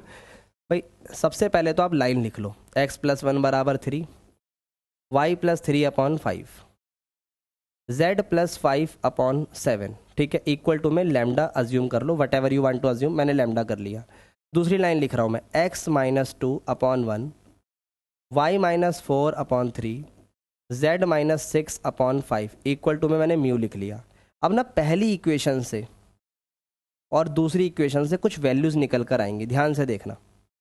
x बराबर, सिर्फ इसको सॉल्व करो, 3 लैम्डा और प्लस का 1 उधर जाके माइनस का। मैं आपको थोड़ा समझाता हूँ ये मैं क्या कर रहा हूँ और कैसे कर रहा हूँ। भाई x प्लस 1 अपॉन 3 है, बराबर में लैम्डा है, तो x बराबर हो गया 3 लैम्डा और प्लस का 1 इधर जाके माइनस का। तो ये कुछ इस तरीके से काम कर रही है चीज़ें। y बताओ क्या होगा, 5 लैम्डा और माइनस का 3। z बताओ क्या होगा, z 7 लैम्डा माइनस का 5, ठीक है। सिमिलरली ये चीज़ आप यहाँ भी करोगे, x बराबर म्यू प्लस 2, y बराबर 3 म्यू प्लस 4, z बराबर 5 म्यू प्लस 6। अब देखो, अगर कोई दो लाइनें आपस में इंटरसेक्ट करती हैं तो उनमें कॉमन पॉइंट होता है, जिसे आप एक्स वाई जेड ही बोलते हो, तो यहाँ पर आप इक्वल रख सकते हो। ये दोनों x है ना, इसको इक्वल रख लो, 3 लैम्डा माइनस का 1 इक्वल टू म्यू प्लस 2, ठीक है। ये फर्स्ट पेयर हो गया आपका, ठीक है। इक्वेशन नाम आप जो देना चाहो वो दे सकते हो, 3 4 और इस वाले को आप 5, ठीक है ना। अब समझो पूरी बात, यहाँ पर जब ये वैल्यू आ गई, ठीक है, यहाँ ये वैल्यू आ गई 3 लैम्डा माइनस 1 म्यू प्लस 2, तो ये हो गया 3 लैम्डा माइनस का म्यू बराबर 3, पहली चीज़। अगली चीज़, भाई इसको सॉल्व करो वाई वाले को, 5 लैम्डा माइनस का 3 बराबर 3 म्यू माइनस प्लस का 4, तो ये आएगा 5 लैम्डा माइनस का 3 म्यू, 4 और 3 कितना हो गया 7, 4 और 3 कितना हो गया 7। अब इसे कैसे सॉल्व करना है, ध्यान से देखो, 3 लैम्डा माइनस का म्यू बराबर 3 और 5 लैम्डा माइनस का 3 म्यू बराबर 7। आप इन्हें एलिमिनेशन मेथड से सॉल्व करो, जैसे भी आपको आता है सॉल्व करने। तो ऊपर अगर मैं 3 मल्टीप्लाई कर दूं तो ये 9 हो जाएगा, ये 3 हो जाएगा, ये भी 9 हो जाएगा, 3 से मल्टीप्लाई करा है। नीचे 5 लैम्डा है ही, 3 म्यू है ही, और ये 7 है। उम्मीद करता हूँ ये कैलकुलेशन आपको अच्छे से आती होंगी। साइन चेंज कर दिया, ये भी माइनस, 9 में से 7 गए 2, 9 में से 5 गए 4 लैम्डा। तो बच्चे लैम्डा का आंसर आ गया 1/2, सिंपल। भाई 2 को 4 से डिवाइड करोगे तो 1/2 ही तो आएगा। सिमिलरली आप म्यू की वैल्यू भी निकाल सकते हो, निकालो, लैम्डा बराबर 1/2 पुट करो, किस में, किसी में भी कर दो।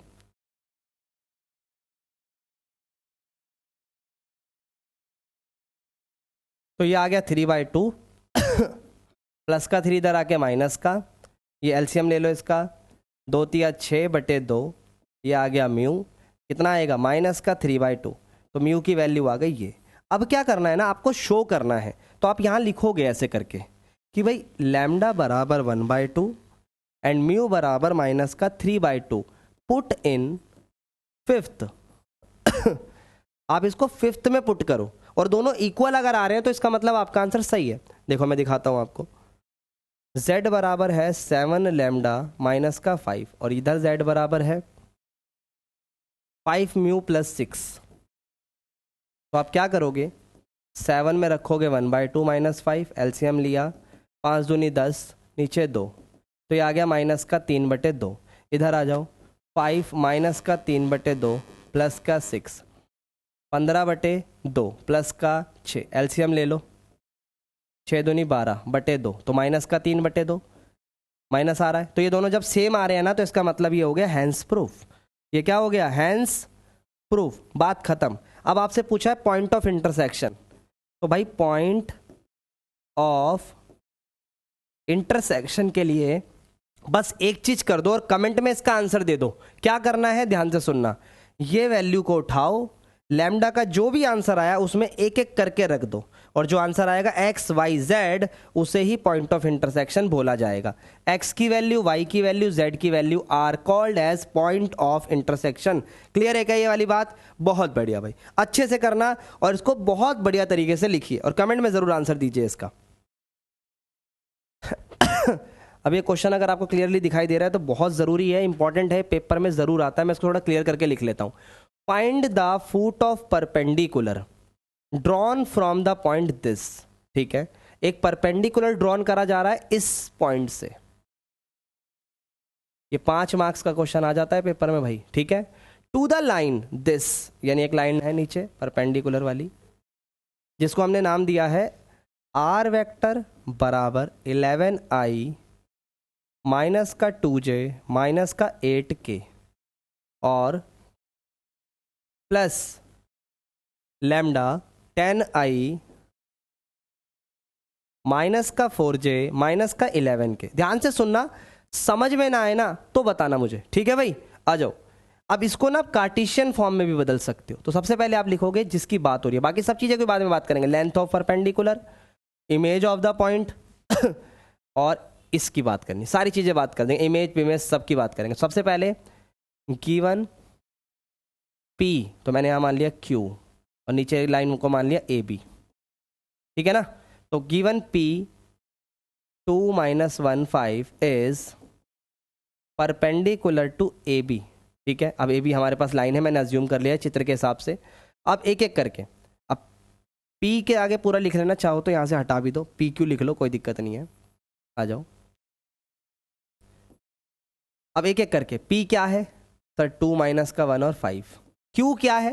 Q ही वो वैल्यू है जो अपने को चाहिए, फुट ऑफ परपेंडिकुलर। समझो मेरी बात को, मैं यहाँ पर सीधा खड़ा हूँ, जमीन है, जमीन पे क्या है भाई? फुट है ना, मेरे पैर है ना, तो उस पैर की बात कर रहा है। तो अगर परपेंडिकुलर यहाँ से ड्रॉ हो रहा है तो ये चीज़ इसके पैर हुए या नहीं हुए, तो उसी को वो बोल रहा है फुट ऑफ परपेंडिकुलर। तो बेसिकली Q की बात हो रही है, तो Q कौन हुआ?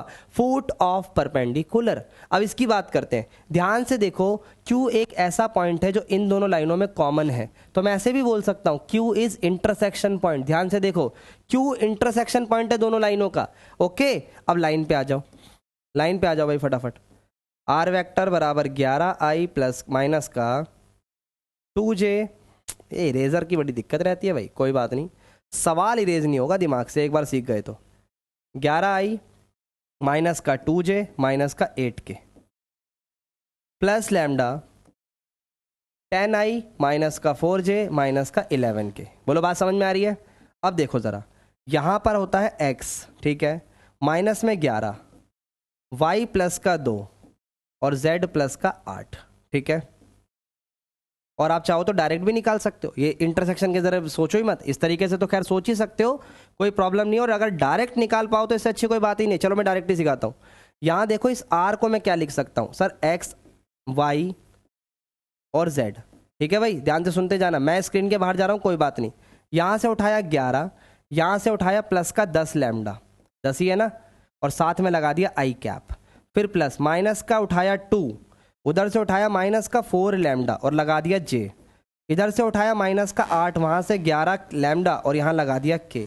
लो जी, अब नोटिस करो ये वैल्यू किसकी है सर? ये वैल्यू है x की 11 प्लस 10 लैम्डा, ये वैल्यू है y की -2 माइनस का 4 लैम्डा, ये वैल्यू है z की माइनस का 8 माइनस का 11 लैम्डा। ध्यान से देखो, यही तो Q है, यही वैल्यू कौन है? Q 11 plus 10 lambda comma minus का 2 माइनस का 4 लैम्डा कोमा माइनस का 8 माइनस 11 लैम्डा कोमा। इसी वैल्यू को फुट ऑफ परपेंडिकुलर बोला जाएगा। क्योंकि मुझे कैसे पता लगा भाई? जब दो इक्वेशंस को आप सॉल्व करते हो तो ये वैल्यू एक्स वाई जेड की तो होती है, तो ये वैल्यू एक्स वाई जेड ही तो है सिंपली। अब इसके बाद ध्यान से सुनते जाना, हम निकालेंगे D hours of P Q. ध्यान से सुनते जाओ पूरी बात। D hours of P Q क्या होंगे भाई? क्यू तो आपके पास आ ही गया, final minus initial, final minus initial. 11 plus 10 lambda में से 2 को माइनस कर दो, 11 प्लस 10 लैम्डा में से 2 को माइनस कर दो, तो ये आ जाएगा 10 लैम्डा और प्लस में 9, 10 लैम्डा प्लस में 9। एक मिनट इसको इरेज कर दे थोड़ा सा।